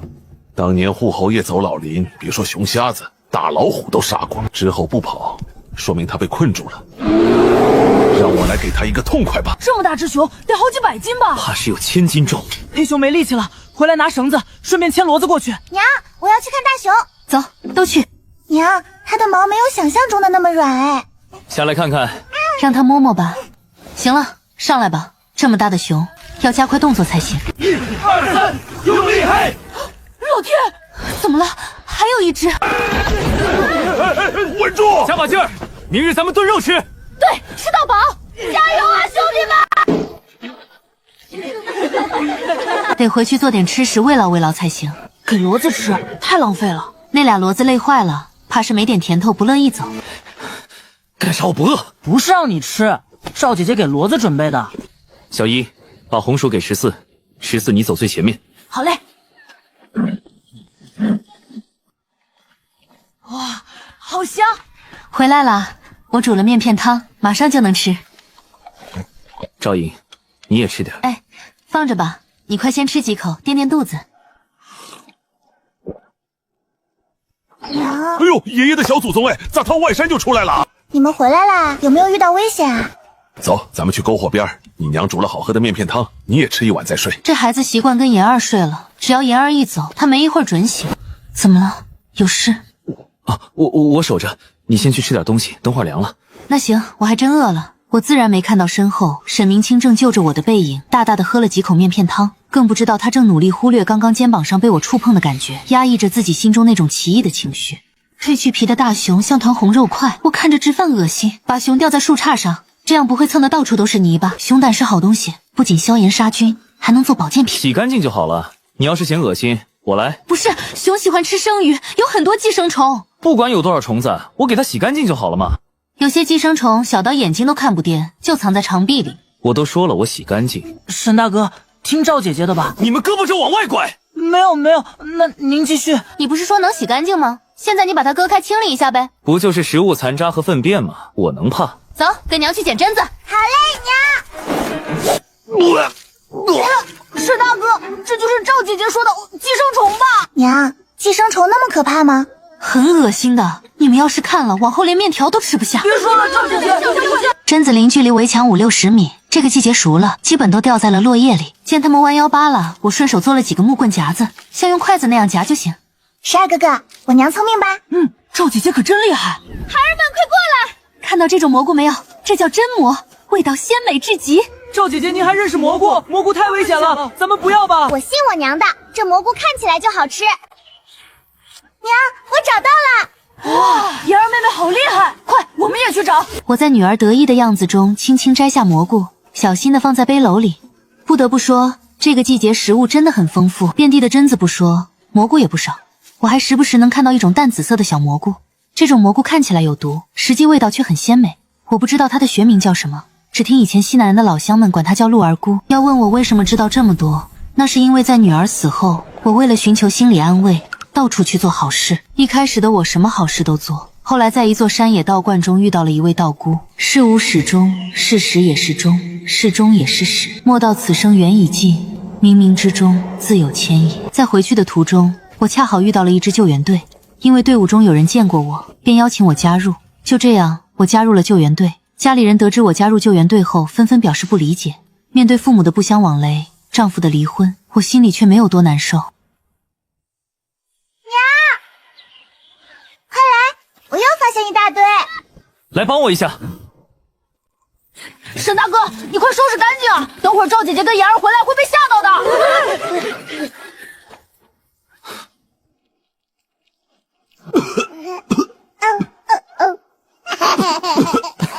坏小子，笑我呢。沈明清只能认命，把头扭到一边，用棍子挑起地上蠕动的玩意儿放进土坑里，怕那些虫子不死，他还挑了一堆炭火进去，然后才填土采食。大黑熊吃得膘肥体壮，腹腔里有很多乳白的油脂。沈明清边逗着周宁玉，边剔除着脂肪，不一会儿就装了满满2盆。除了内脂、脂肪和皮毛，剩下的肉反倒不多。挂在树上看，跟2头大些的家猪差不了多少，估摸着也就400来斤的样子。哟，快收拾完了啊！下水呢，弄干净，像猪下水那样炖一锅，应该好吃。这是怎么了？段叔，怎么不再睡会儿？睡了差不多就起来了。哟，这么多蘑菇啊，这能吃吗？能，我娘说能就肯定能。好，好，好，小乖孙说能吃，段爷爷就吃。沈大哥，您慢慢熬，我先去帮赵姐姐洗蘑菇了。给我等熬着熬。妍儿，给你沈叔叔拿去，让他嚼一会儿，别吐。沈叔叔，我娘让你嚼这个。段正带人去砖窑干活，沈明清继续分割熊肉，我在旁边打下手，将熊肉抹上盐巴，挂起来风干。榛果好吃，只是菌盖容易沾细碎树叶，收拾干净再晾晒比较好。沈明清拖着砍好的竹子回到山顶，竹子劈成竹片，然后再过一遍火，本来青色的竹条片就变成光亮的黄白色。将一根树枝打横挂起来，竹条边烤边掰，这不就是小时候睡的竹席吗？小四之前的几个都会，那时候年纪小，又没有锋利的刀砍不了树，我就带他们去掰竹子，用石片子劈，不暖和，但比睡在地上好。那你爹没再管过你吗？应该是没有的。若你要问，既然都这样了，我为什么还要考虑沈家以后？当然是为了看热闹，到时候沈家人一来都要依靠我过活，多好笑。确实挺好笑的。我曾听侯夫人说过，当年沈明清出事，沈家族人不仅不维护，还在第一时间反水，添油加醋的细数沈明清平日里的荒唐。要不是侯府施压护着，恐怕沈明清等不到沈将军回来就一命呜呼了。没盐了，明日我下山去一趟，你看看还有什么要买的。就盐巴，你看看还有没有人卖菜种什么的，有的话先买一些吧。砖窑这边，段正又封了一批砖头进去烧，门口的陷阱他弄来大树盖住，防止有人踩空。至于为什么不填，我想着说不定后面还能用得上呢。做完这些，段正带着少年们搬砖上山，搬了几趟，少年们就摸索出各种搬砖的方法，背的、扛的，还有用绳子捆一摞，用树棍合力抬的。但段正有一个要求，必须至少有4人同路，不得单独行动。终于晾完了，来不及休息，我又架起还未用过的铁锅开始熬油。怕熊油有腥气，我特意切了些厚厚的姜片放进去一起熬。直径半米的大铁锅装得满满当当，回头一看，装油的盆子竟然也就只少了一个角。好在孩子们多，大家轮流帮忙搅动，总算让我能松口气。第一锅熬好时，天已经全黑了。看着大半锅清淋淋的油脂，大家都在疯狂吞咽口水。毕竟我们从未像最近这1个月这样极度缺少油水，就连我也完全忽略了其中那股隐约的腥味。看着黄灿灿脆生生的油渣，我心里盘算着，干脆奢侈一把。这松菜其实就是白菜，只是未曾经过育种改良，包得不紧密。我舀了一勺白面、青稞面、油麦面各一勺，半大小子吃穷老子，所以我又往盆里各加了1勺面。我端着油渣进屋，摸出糖罐子，往里撒了把白糖。见没人注意，我捻起一个沾满白糖的油渣塞进嘴里，香酥甜蜜的滋味瞬间在口腔蔓延。我还是第一次真切体会到好吃的想哭是种什么感觉。我又没忍住连着吃了2个，等全部咽下，这才若无其事地走了出去。我特意挑了一个软些的给周宁玉抓着，这无牙小人儿跟个小老太太似的，一拿到手就知道是吃的东西。孩子们，来吃东西了。谢谢你啊。大家都有，不要急。怎么了？谢赵姐姐，快走吧！妍儿是赵姐姐的女儿，你又不是，不用亲。小心掉了，快去吃吧。排在后面的大孩子开始慌了。好了好了，不亲了，快来吧，面差不多已经醒够了，我得去做饭喽。油锅不用洗，我直接放几颗大蒜进去，炒到表面微黄，接着撒入一把盐，盐炒到焦黄会更香。然后我把剩下的半盆油渣，还有一大盆子洗好的松菜全部倒进去，用力翻炒起来。小一、小二，倒水进来。来嘞，赵姐姐你让让。大火烧滚，2大孩子端着面盆站在旁边，我拿着竹片，手法历练地将面团刮成条，顺势拨进锅里。因为油脂丰富，水一直滚着，锅里的汤很快就变成了浓郁的乳白色。累了吧？换人来，过来打一盆，给孩子们先分一遍。来了。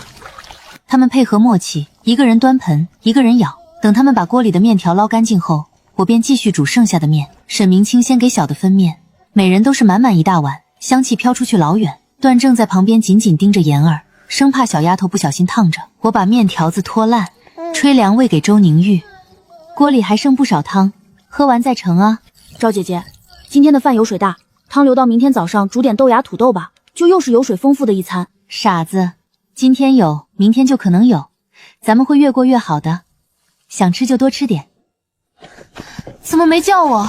你起来做什么？再去睡会儿。来不及做饭了。下山后你给孩子们买点包子什么的垫一下。我有钱，拿着吧，都家徒四壁了还有钱呢，买粗盐就好了，万一后面打到猎物也好用来腌制，就先买200斤吧。行，反正有骡子能驮。等一下，这个带给刘大人。好，你再去睡会儿。我都不想下山了。哎，沈大哥，您能不能跟赵姐姐说说，等周家人来了，咱们依旧留在山上吧。走吧，后面的事后面再说。小九、小石，我不小心睡着了。没事啊，快喝了去睡觉吧。这2匹牲口真是越陷越滑头。你也是的，跟骡子计较个什么劲儿？难不成他还能听懂啊？你不知道，这俩东西走一段就要吃东西，不给吃就不走。他俩驮着盐巴，我还得自己驮一口袋红薯。你们可少惹沈大少，否则咱们要吃螺肉喽。他们怎么也听你的？你是不是有妖法？打听过了，周家距离随州还有500里。快40天了，天越来越冷，他们营养跟不上，只会越走越慢。刘晨说沿途有人暗中照顾，每日能歇息，有冷馒头吃。哪有什么暗中照顾，那是前路每隔60里我提前藏好的银子。是你大恩大德，我们本想去劫囚，可大小姐写信死活不让。大叔快起，大小姐说的对，真动手就完了。定罪理由本就荒唐，有人正等着你们劫囚，刚好扣上通敌死罪。这段苦路，周家人只能自己咬牙走。来了，起来了！官爷，孩子发烧了，能不能停一天再上路？周大公子，不是咱们刻薄，您这道路上耽搁久了，我们兄弟是要受罚的。我知道，您看我娘也有些走不动了，劳烦2位就开恩一次，明日绝不再耽搁。2位也好温壶浊酒，休息一日。行吧，你们走的还算快，明日绝不能再耽搁。哥，你就拿这种东西作践自己，作践娘吗？那你想如何？爹散尽家产体恤残兵，可现在呢，没有一个人站出来帮我们。我跟你说过了，他们动不得。尉迟家、孙家等着我们妄动，好扣叛国帽子。好，那奶娘呢？娘还他自由，还给他钱财，拿了万金手镯，每次就留5两银子打发叫花子。他坐马车招摇过市，你们为什么都还念着他的好？我要去举报他，他带着周宁玉就是逃犯。你疯了！举报是要玉儿的命！文轩，你怎么会如此歹毒啊？赵暖与我周家有恩，你不能因为他曾是咱们家下人，就不许他过得比咱们好。那是他的本事。可是宁安还这么小，凭什么那个卑贱的丫鬟过得比咱们好？凭你没本事！言儿过得好是她有个厉害娘亲，你心比天高，命比纸薄，别把嫉妒落在我身上。大家都在努力活下去，只有你一直在拖后腿。这些东西都是奶娘留的钱买的，你既不屑，那就别吃了吧。每次开炉都像开盲盒，这水多尼西趴在地上的，就叫他躺平吧。只要不见太高，应该很安全。要不见高些，做个阁楼用来堆放东西。天冷了，让孩子们在空房间先住着。没事儿，随州最冷时大雪急临，这些小崽子们一样在破庙里缩着。以前是以前，为何不住？这不是给周家人建的吗？大户人家规矩多，多一事不如少一事。第一，周家人没那么多做派；第二，我谋划是报恩，非奴仆臣服；第三，若真如你所说，我马上就能带妍儿离开。丫头啊，这山头宽阔，咱们再寻个位置建几栋房如何？段爷爷和哥哥们都在山上陪妍儿吗？娘，您快同意呀，别让哥哥们下山嘛。你既不是奴仆，也该有自己住的地方。周家既然已经走到这一步，那往后的日子得靠他们自己过起来。你总不能一直照管着他们。娘，您不是说授人以鱼不如授人以渔吗？是我没想到这层。行，咱们在榛子林那边再建几栋。你们不下山能行吗？官府会不会找麻烦？没什么问题，帮官府送炭本来也是个3天打鱼2天晒碗的事儿。今天下雪，咱们休息一日，我请大家吃锅子。锅子过去价值几十两，随州都没得卖，都不成。金子不至于，但红铜也不便宜。咱们穷有穷的吃法，大铁锅架篝火上一样的煮。好耶，娘，我也要帮忙。咱们一锅辣的，一锅不辣的，切片，2名铜前后。沈大哥不想切，我来切。去，你去看着宁玉。娘，我真的做得很好。宝儿干得真好，这蘑菇收拾得真干净。你们来看看这蘑菇干净不干净？哎呦，真的很干净啊！下次没人收拾蘑菇的时候，记得叫我。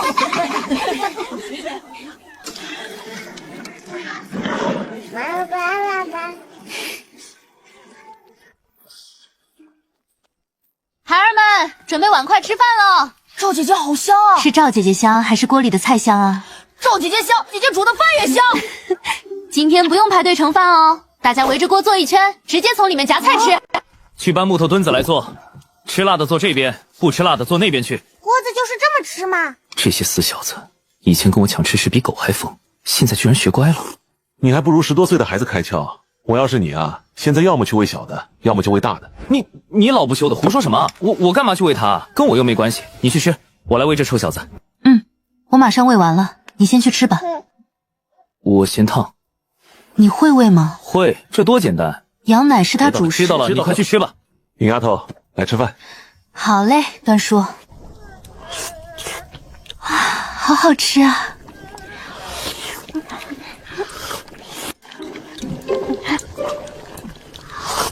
松菜豆芽希腊，要吃不辣锅里的，土豆胡萝卜入味，吃辣锅里的才好。哎呦，我的小祖宗，你抓碗干什么？别抓筷子！还笑？我打你了啊！你到底有几只手啊？小祖宗别抓了，疼！娘的乖宝哎，别扯叔叔头发啦，扯秃了就找不到老婆喽。果然有奶就是娘，我这喂了半天算是白费力气了。这炕可是我设计的，孩儿们加把劲吃哟，菜跟肉都管够。谢谢赵姐姐，谢谢赵姐姐。好了，不用道谢，最近你们也都忙坏了，我以肉代酒，咱们干一个。娘，岁州城好黑啊。是啊，娘教你念首诗吧。好呀好呀，娘好久都没教我念诗了，这次还是诗仙李白爷爷的吗？不是，这次是香山古诗白居易的《卖炭翁》。卖炭翁倒也应景，只是这什么诗仙香山君士我没听过，可是近些年京中出的沽名钓誉之辈。当然不是，这可是我在一孤本上看到的，你别瞎说。哎呀，你别管这么多了，听我念就好。卖炭翁，伐金烧炭南山中，满面尘灰烟火色，两鬓苍苍十指黑。可怜身上衣正单，心忧探剑怨天寒。夜来城外一尺雪，小驾探车免冰折。整座院子造价最高的就是门窗、床铺，还有桌椅，这些差不多花掉了我20两银子。两边厢房打通，气通铺，简单方便。过几年小姨他们大了，万一谈个姑娘怎么住？若要成婚，得自己建房，不能跟我们住吧？糟了，这时代哪有没成婚就带姑娘回家的？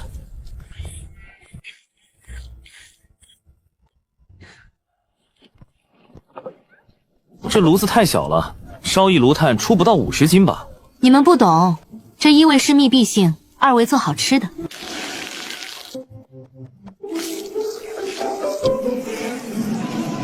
娘，这是什么呀？咸土豆泥面包。面包是什么啊，娘？等会儿烤好你就知道了。闻到这香味儿，我饿了。快好了，你们先洗手吧。呀，赵姐姐这是什么？妍儿妹妹你懂得真多。14哥哥你也厉害，会生火，敢吃虫，还不怕冷。这么一说我是挺厉害，我还会抓老鼠烤来吃哦。14哥哥真棒，其他哥哥也很棒。好啦，孩子们快来吃饭啦。我还以为是烤馒头呢，这烤出来的内里反而比馒头更软，这味儿也调得好，蒜香改住了粗盐的苦涩，就算没有中间的馅儿，也是好吃的。看得出这小子以后也是个小吃货。你是不是专摸着好的拿的啊？哼。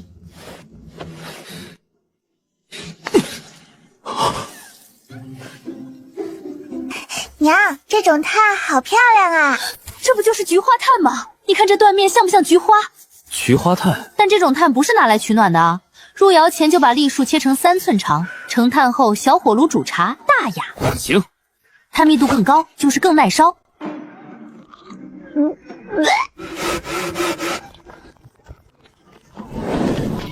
要沙做什么？烧炭跟打铁一样，需要淬火定型。这个泼水肯定是不行，会激起很多灰飞。我试试用湿砂。这样啊，那你自己先试着。我们加紧盖房，做不了喊我。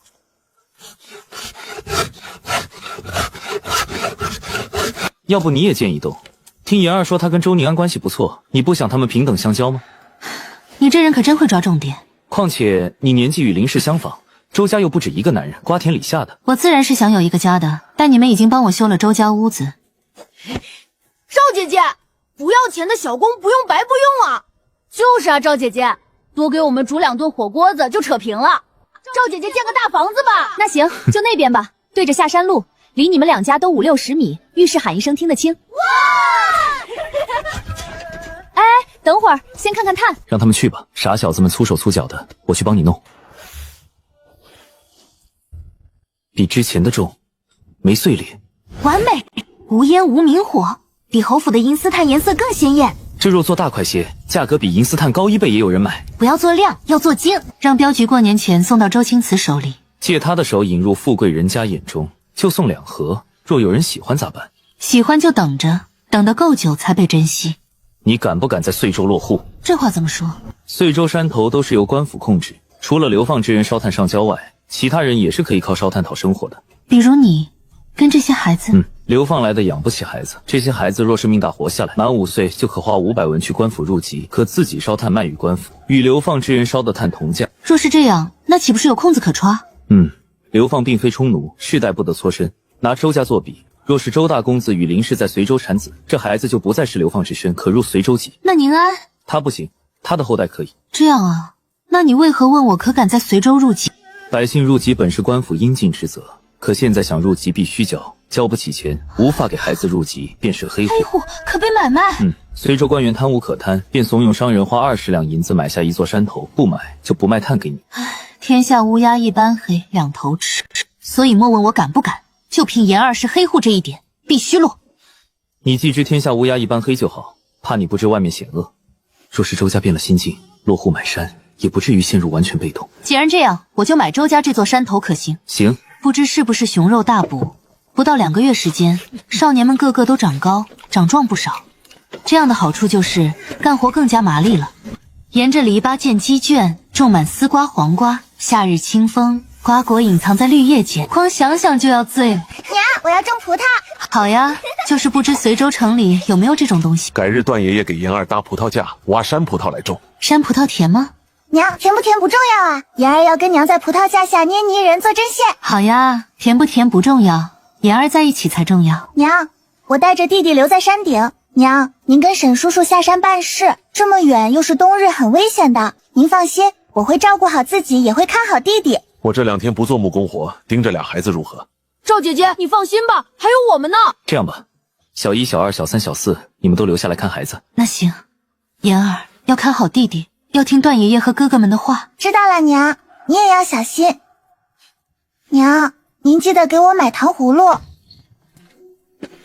看好弟弟，娘回来给你买。段叔，多谢了。注意安全。走热了，今年运气不错，还没大雪封山，到现在就下1场雪。但愿在周家到来之前，不要大雪封山吧。你是不知道，上次下山走一段他就得歇息，不然怎么会耽搁到第2天晚上？哎，你不是说这山中有溶洞吗？能不能通行？有，不过我也是在无意间走通了一条。山体里的溶洞四通八达，想要探索，须得耗费不少人力物力。你也算是运气好，地下溶洞分支众多，稍不注意，可能就一步踏入悬崖。这么说来，的确是我运气好。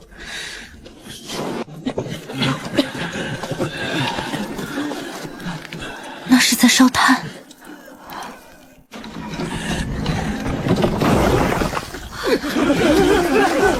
不要去帮忙。我不会去的。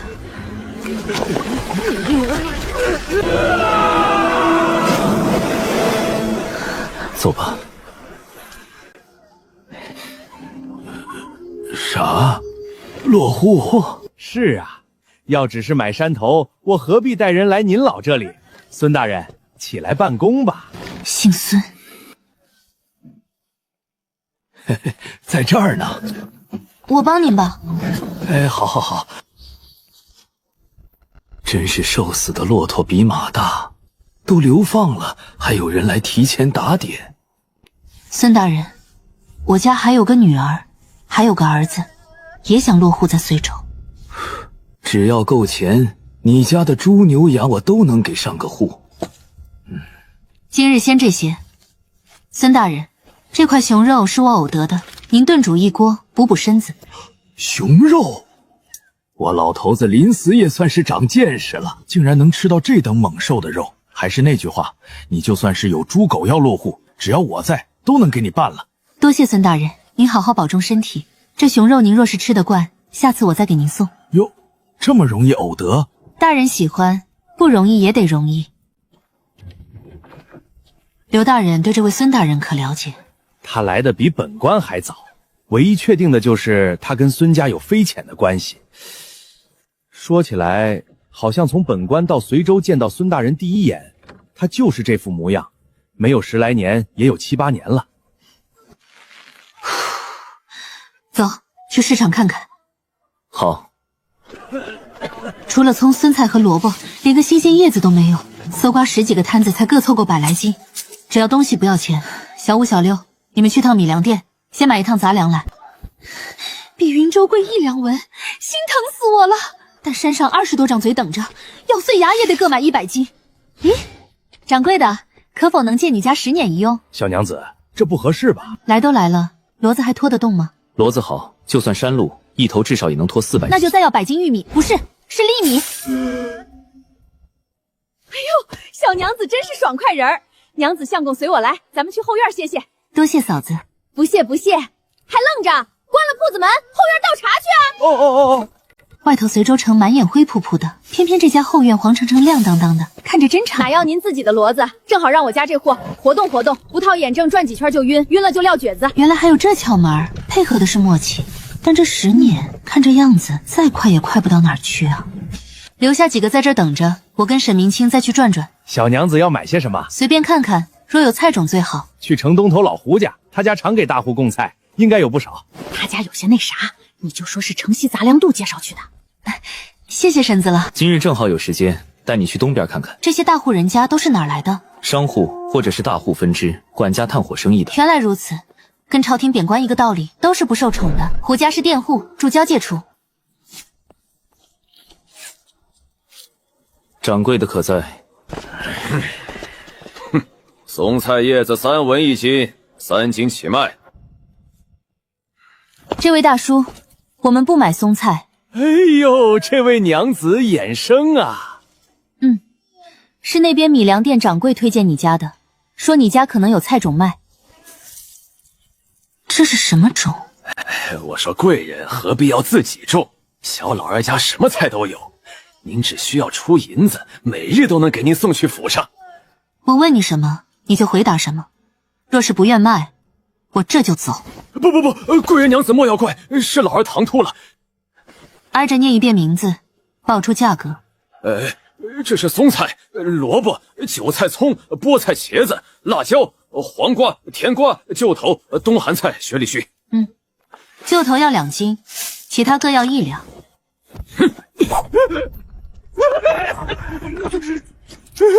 小哥，我找不开。走。爹，你怎么不多收些？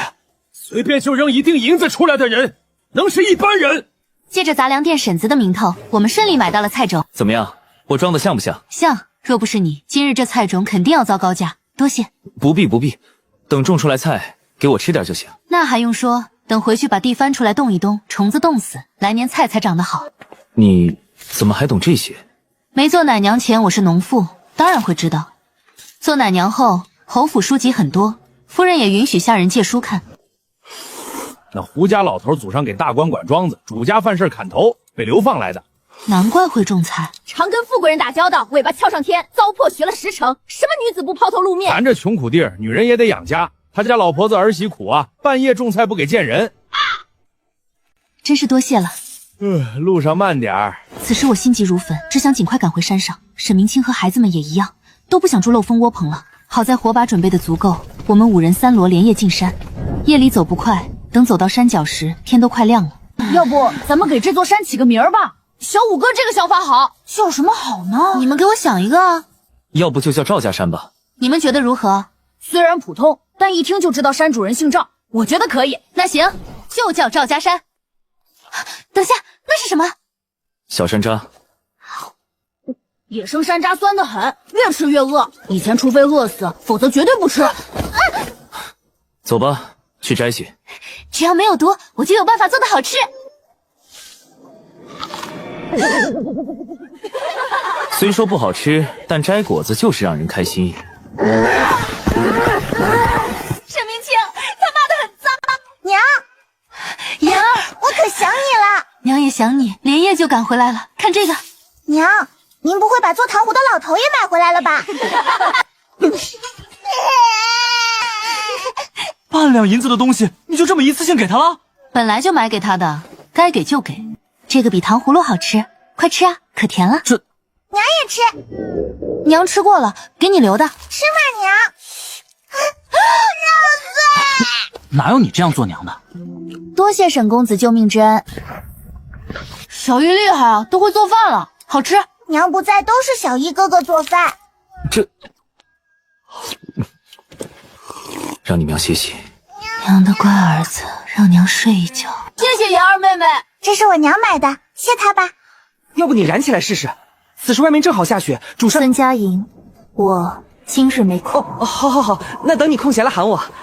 这炭倒是新奇，纹路如花瓣，若用来煮茶，是他。宁安有个玩伴，好似叫妍儿。小姐，这话是何意？他让我活下来，努力赚钱接济周家，这便是他递来的点子。快去取泥炉来，真好看。后日就是玉妃生辰，正好。要不背这些人，这些孩子，我瞧着也都还算嘴艺。段叔，你在这边拉。你们觉得是现在的日子好，还是以前的日子好？当然是现在好了。沈大哥这话问的，现在的日子给我金子也不换。对，不换。既然你们觉得好，那就要保守秘密。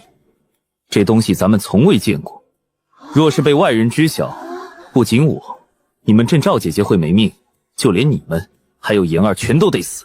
沈大哥您放心，这事儿我们会烂在肚子里的。是啊，沈大哥，要不是你，我们活不下来；要不是赵姐姐，我们活得不如狗。如有泄露，天打雷劈！如有泄露，天打雷劈！你们知道轻重就好。都流放了，还能再差到哪儿去？小姨，你给我找俩徒弟。妍儿，跟娘去洗山楂。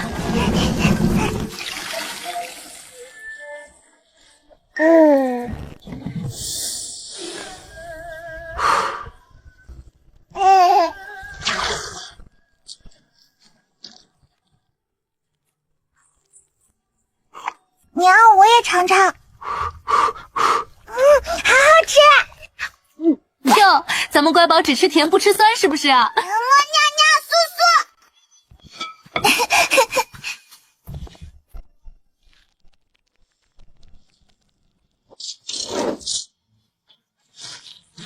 有了它，就不用烧麻烦陶板了。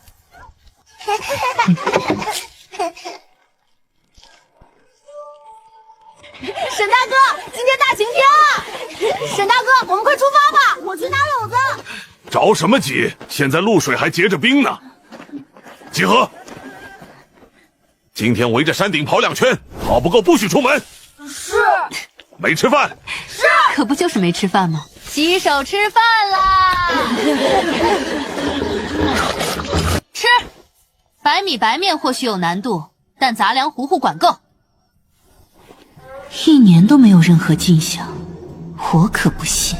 赵姐姐，你也跟着去玩吧，家里有我们看着呢。这，小姨，你把小子们分2批，今日我先带1批，若是鱼多，明日我再带剩下的去。这个主意好。你们在这里等着，我去看看山腰的洞还有没有水。要是有人见着干枯茅草松软，一头躺上去，岂不是会被活活摔死？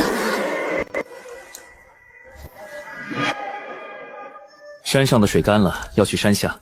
后山我知道的溶洞口大小数10个，所以你记住，没事千万不能从后面下山，可知道？知道了，沈叔叔，我不来也会看好弟弟，不让他来的。真乖，奖励你。谢谢沈叔叔。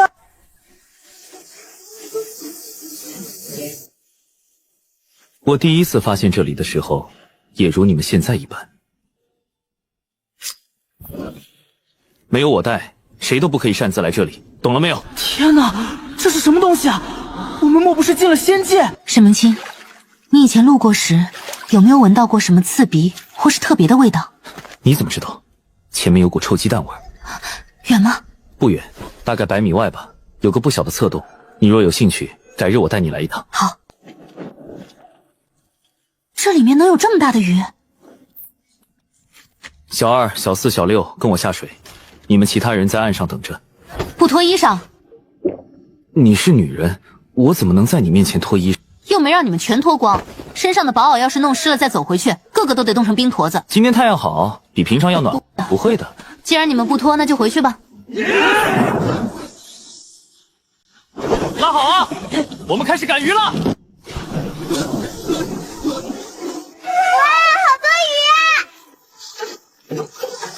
我拉不住了，妍儿，你离水远一点，麻去帮一下哥哥。12哥哥，麻去帮14哥哥，妍儿来帮你。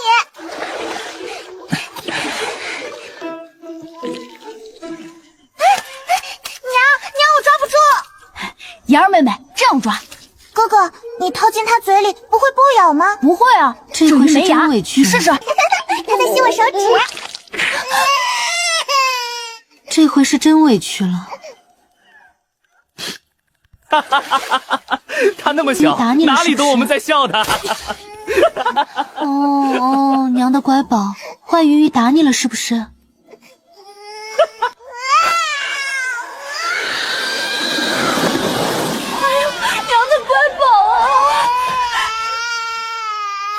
对不起啦，沈叔叔是坏蛋，不该嘲笑咱们小玉。明明是小鱼的错，叔叔怎么能嘲笑咱们宁玉呢？叔叔是坏蛋。宁玉，叔叔错了，已经道歉喽。好了，娘知道你委屈，晚上咱们就把这10个月的孩子，居然还能看懂大人的表情啊！来都来了，咱们再赶一波吧。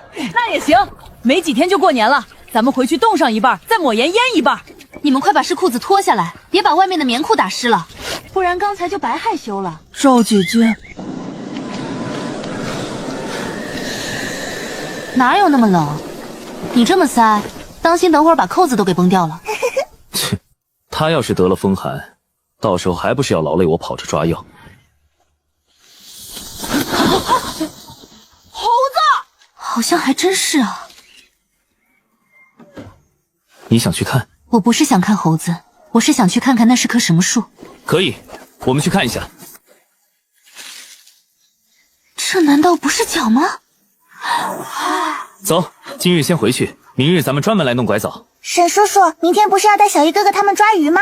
有甜甜的拐枣，哥哥们哪里还愿意抓鱼哟？大爷爷，我们抓了好多鱼呀！哎，爷爷来喽！哎，别下来！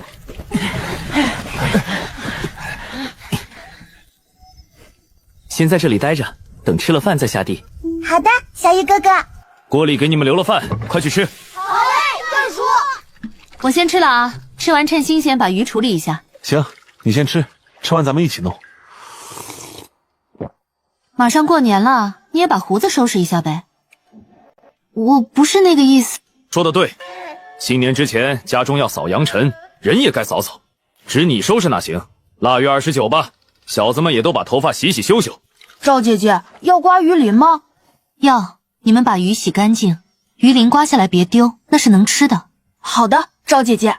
他们以前估计都是直接烤了吃，肚子里没油水，鱼鳞都舍不得丢。我们能做什么？你们刨开鱼肚，把内脏拿出来，记住，除开苦胆，其他的都留着，能吃。啊，要不算了吧。鱼下水腥味重，他们做起儿时向来直接扔。等他弄那弯弯绕绕的鱼肠，不知会不会想起不好的回忆。这鬼天气，1个时辰鱼就能冻硬，用树叶隔着，吃的时候直接拿一层，省得把整罐都解冻了。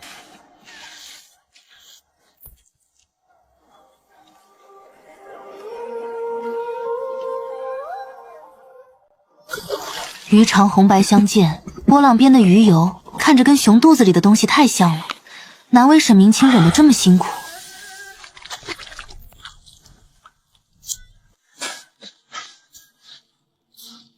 现在大家急缺油脂贴标，有这么多鱼油，根本管不了腥不腥了。这一大把姜蒜下去，看得我一阵心疼，不过香味确实出来了。半山腰就闻到香味儿，带小子们赶紧赶回来了。放些辣椒，得劲儿。好，等会儿就放。砖窑里的炭烧的怎么样？当然好啊，一炉几百斤，这个冬天的量不是问题。流放路上接济是死罪，大家心里都在替周家捏把汗，但愁也没用，那就好。怕有人不吃鱼杂，单独炖锅鱼汤备着。妍儿才6岁，跟着吃杂粮不好消化，嘴里都有味儿了。是我疏忽，给俩小的开小灶，周宁玉还得人喂，沈明清提前去喂小的，等会儿大人就能一起安生上桌吃饭了。14、13、12，怎么了，赵姐姐？14负责这一堆，13负责这一堆，12负责这边的。数20张树叶，就给饼翻个面，谁把饼烤糊了，就谁吃啊。不仅要吃糊饼，还要被哥哥们骂哦。借着靠烤饼，给这些没空读书的少年安排着简单的算术任务。孩儿们，准备吃饭啦！赵姐姐，饼应该熟了。熟了就拿盘子捡起来呗，叫赵姐姐干啥？这2个糊了的，是不是你的？二哥是12哥的，我们俩都没糊。算了算了，糊的给我。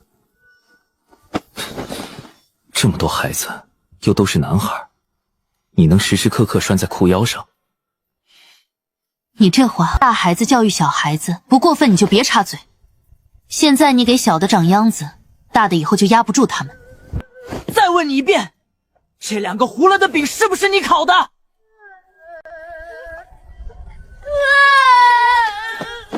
还知道找个暖和的地方，不傻。大家吃饭了。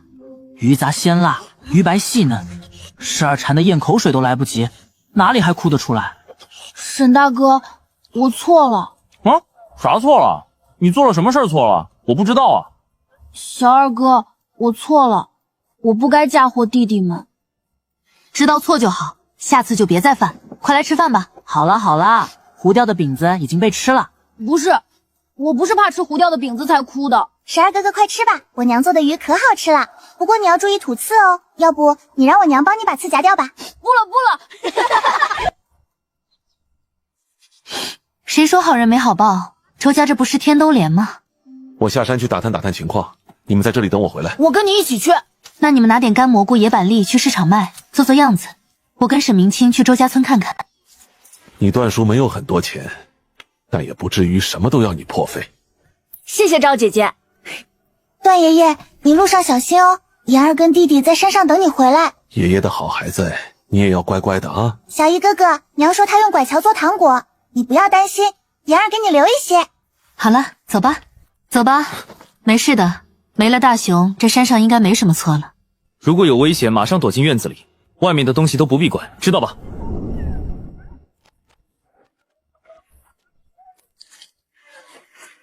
你这是要用竹子敲，这拐枣小，敲下来都是碎的。就是啊，赵姐姐，我们会爬树。不行，这树太高了，有安全的方法，为什么要冒险呢？你们看好了啊！哇，我娘好厉害啊！还能这样？那我以前爬的树摔的跤算什么？算你傻，算你命大呗。赵姐姐能想出这个办法，好厉害啊！好了，把宁玉给我吧，接下来看你们的了。娘，你吃拐特。谢谢我宝儿。背篓装满了，宁玉也气坏了。明天我们再来吧。不来啦，这个做不了主食，留给小鸟小猴子吧，咱们尝尝味儿就行。这女子聪慧有大德，可惜这样的人是女子，若为男儿，天下人有福。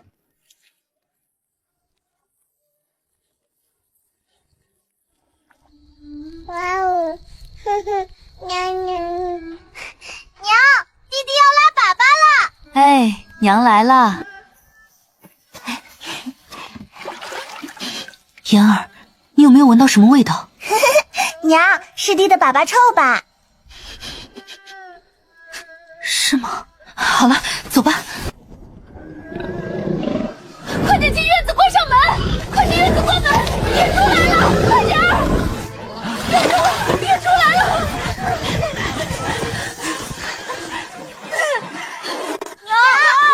赵姐姐跑快点！13，接住！14，看好妹妹，关门！13，关门！娘，哥哥放我出去，我要救我娘！妍儿，你跟弟弟哥哥们安全，娘才能专心收拾野猪，懂吗？过来！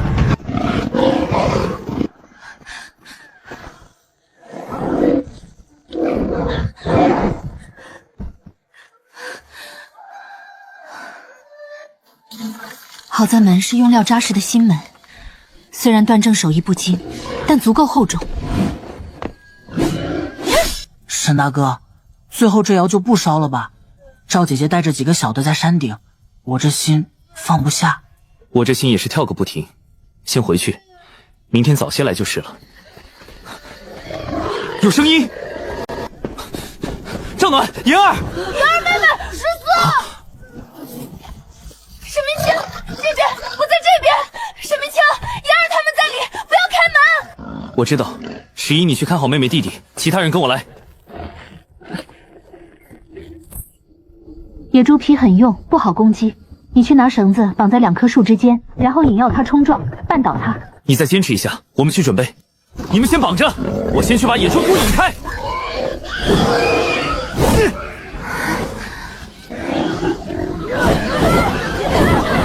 就这样，咱们磨死他们。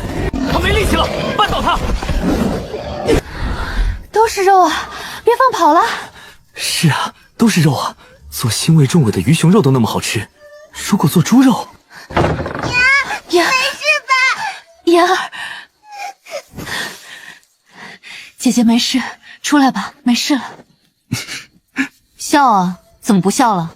啊，赵姐姐，你受伤了！娘，你流血了。没有伤筋动骨，应该是被破碎的门板还有躲避不及的獠牙擦伤了。能走吗？能，不过等下得要你帮我处理一下伤口。好，我去烧水，我去趟布巾。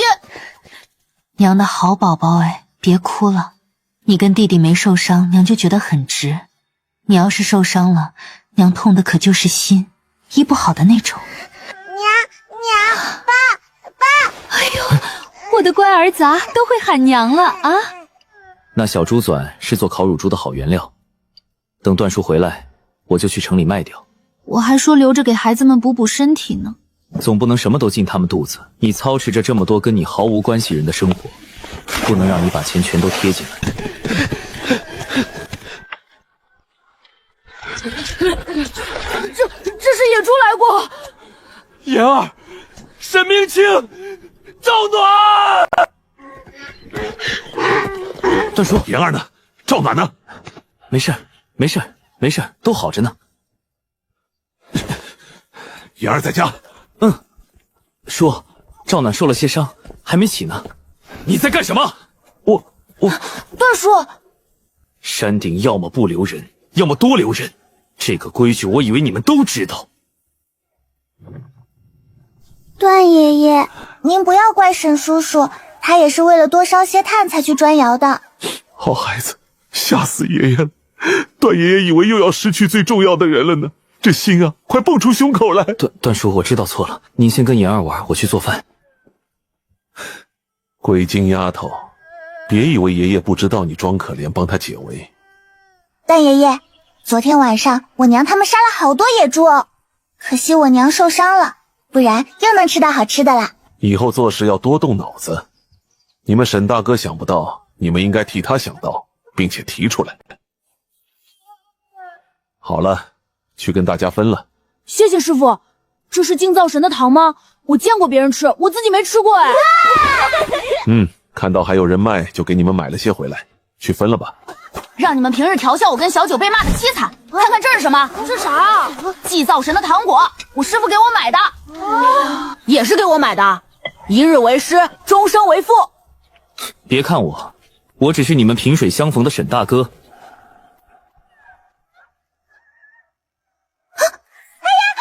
松鼠，哥哥们，松鼠来咱们家啦！嘘，他们还在睡觉呢。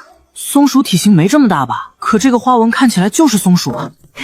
娘，我们在兔子窝里发现几只这么大的松鼠。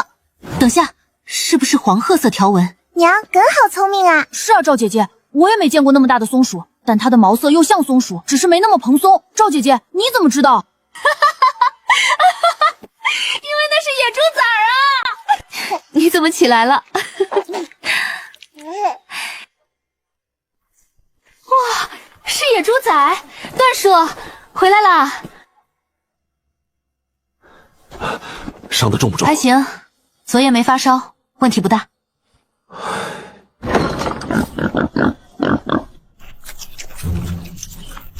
要养起来，这野的能养活吗？能，这野猪是很好驯化的动物，若是里面有公有母，咱们往后吃肉就不愁了。那行，咱们再搭一间宽敞些的茅草屋子来养猪。用砖头砌墙，野猪的破坏力很高。行，不出意外的话，周家人都还活着，距离遂州只有50里了，我估摸这2天就能到。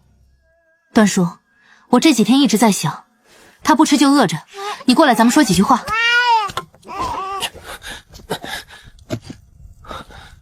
咱们房子都是分好了的，我想把粮食这些也分一下。你是怕周家来了会霸占这些东西？侯夫人，大公子夫妻是好人，可经历此事，谁敢保证他们的心态不发生变化？我同意赵暖的，我知侯夫人是你姑妈，又对你有恩，但你不能把这些孩子们都拉下水。我并没有这么想，重要的是你怎么想。我置办这些都花的是我的钱，当然是我想怎么安排就怎么安排。我真心为他们打算也是真。我为奴时有为奴的操守，现在是自由身，当然要以自己为重。你们是怕我奴性入骨，担心我。那好，你说怎么分吧。我这是放长线钓大鱼呢，很多事儿我做不了，都要他们帮忙。比如这菊花炭生意，我只能统筹，你们得给我做长工。人之有情，重在绵长。利益捆绑听起来不好听，却是最牢固、最持久的。所以想不被朋友抛弃背叛，那就要齐头并进，让对方知道合则无敌，分则两半。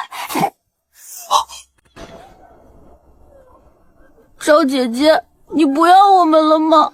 赵姐姐，我不要粮食，我要跟赵姐姐、妍儿妹妹一起。傻孩子，往后咱们还是在一块儿。马上周家人就来了，往后山顶就3家人啦。你们若是还想跟姐姐亲近，那他们来了后，你们就教他们怎么干活，怎么在山上生活下去，好不好？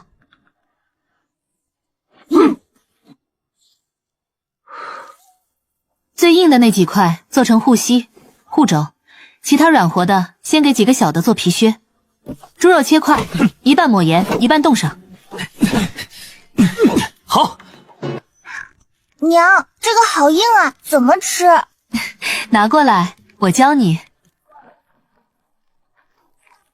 哎呀，娘，它飞起来了。等凉了吃。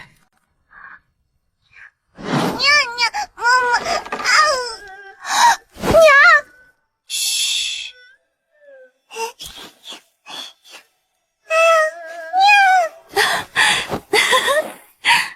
过几日你娘就来了，你也不等等，让她看到你第一次走路。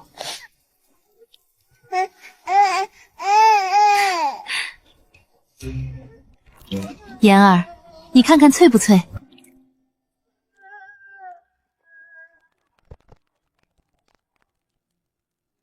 娘，您吃一个。下次我们看到了再采些回来。做这个好麻烦的，你们让赵姐姐教大家做呗。姐姐的好弟弟，来，趁现在你还小，亲一口。逗你的，去玩吧。啊，你干什么？这些不要了吧？猪下水可以都留着，就算里面有寄生虫，也没熊肚子里的那么恶心。赵姐姐，你教我怎么处理这些猪下水吧。好，你先把里面的脏东西清理干净，然后我再跟你说怎么洗。赵姐姐，没事的，您跟妍儿不吃，我们吃。姐姐不是舍不得，而是这种肉吃了不好。可是，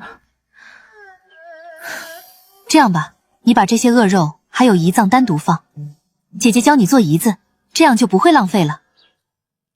那好，胰子好几文一块呢，转窑不远处就有棵皂角树，地上掉了好些皂角，等会儿我就去捡些回来。娘，我们快点开始吧，好不好嘛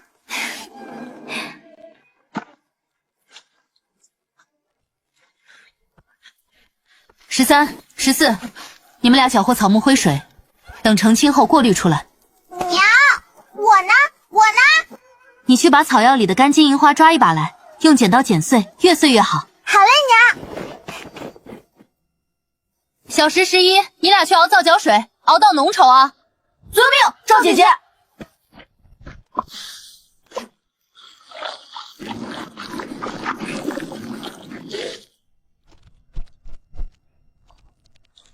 娘，这就好了吗？还得放在阴凉处熟化，不然用了会烂手哦。好了，做好了就准备吃饭吧。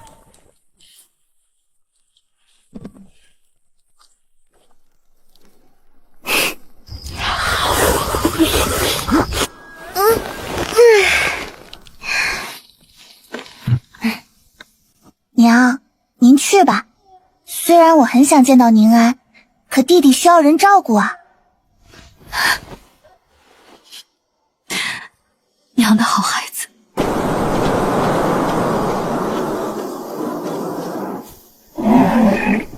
暖丫头，你们几个先去沈明清的窝棚等着，我去城门口打探打探。段叔，我跟你一起去，若是有事儿，我还能回来报信。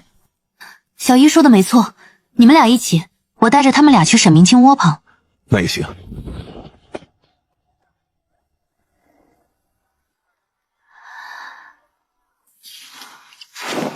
小叔，下雪了。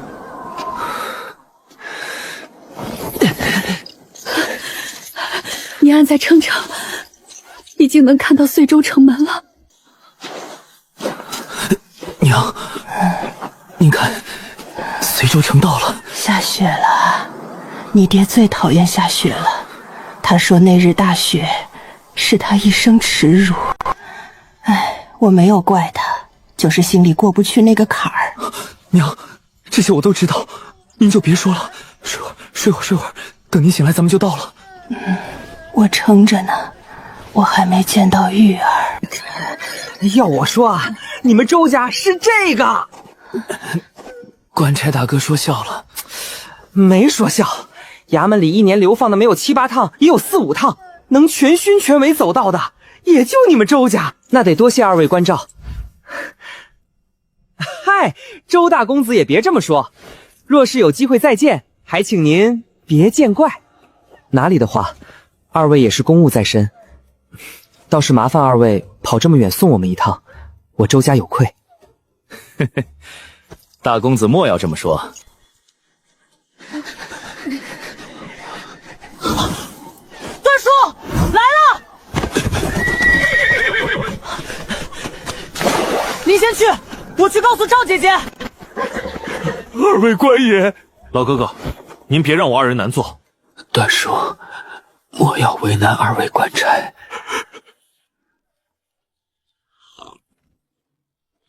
刘大人，好雅兴啊！哟，周家娘子咋这个时候前来？前日打了只野猪，这不给您，还有孙大人送肉来了。多谢多谢。还有一块豚肉，您牙口好，就把这块肉留给孙大人吧。好，好，好，周娘子考虑的周到。周娘子来是有事吧？什么都逃不过大人的法眼，周家人快到了。哟，这一路苦啊！可不是吗？他们得先来衙门报道吧，您。公事公办，公事公办。多谢刘大人了。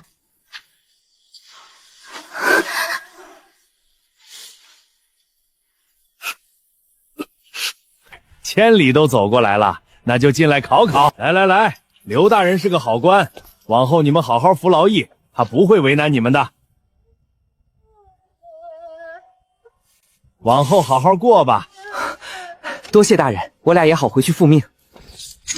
夫人，周公子，想来你们是了解遂州的，山头已经分好，每人每日上交木炭10斤，现在大雪封山，及其后待春日再一并缴纳。是，罪人记住了。至于点卯，空了就来一趟吧。多谢大人。这冷的天，我先回了，各位自便吧。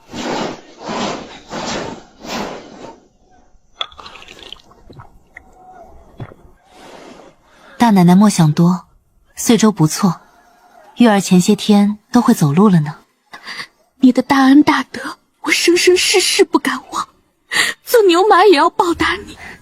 瞧您说的，没这么严重，睡会儿吧。夫人，您可还记得沈家小二，他与我在一起呢。您不是常常念叨他吗？他没死，我今天下山来接你们。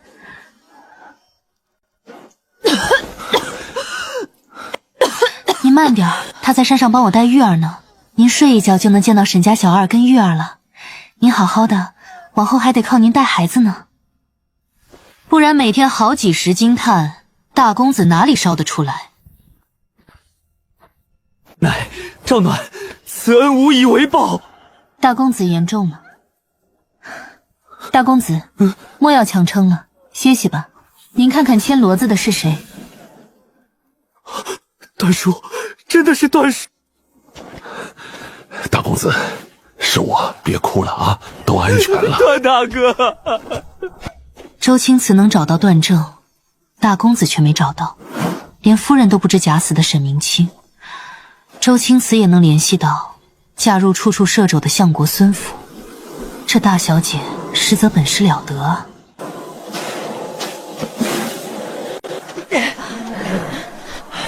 赵姐姐，附近有一个小溶洞，咱们进去歇歇。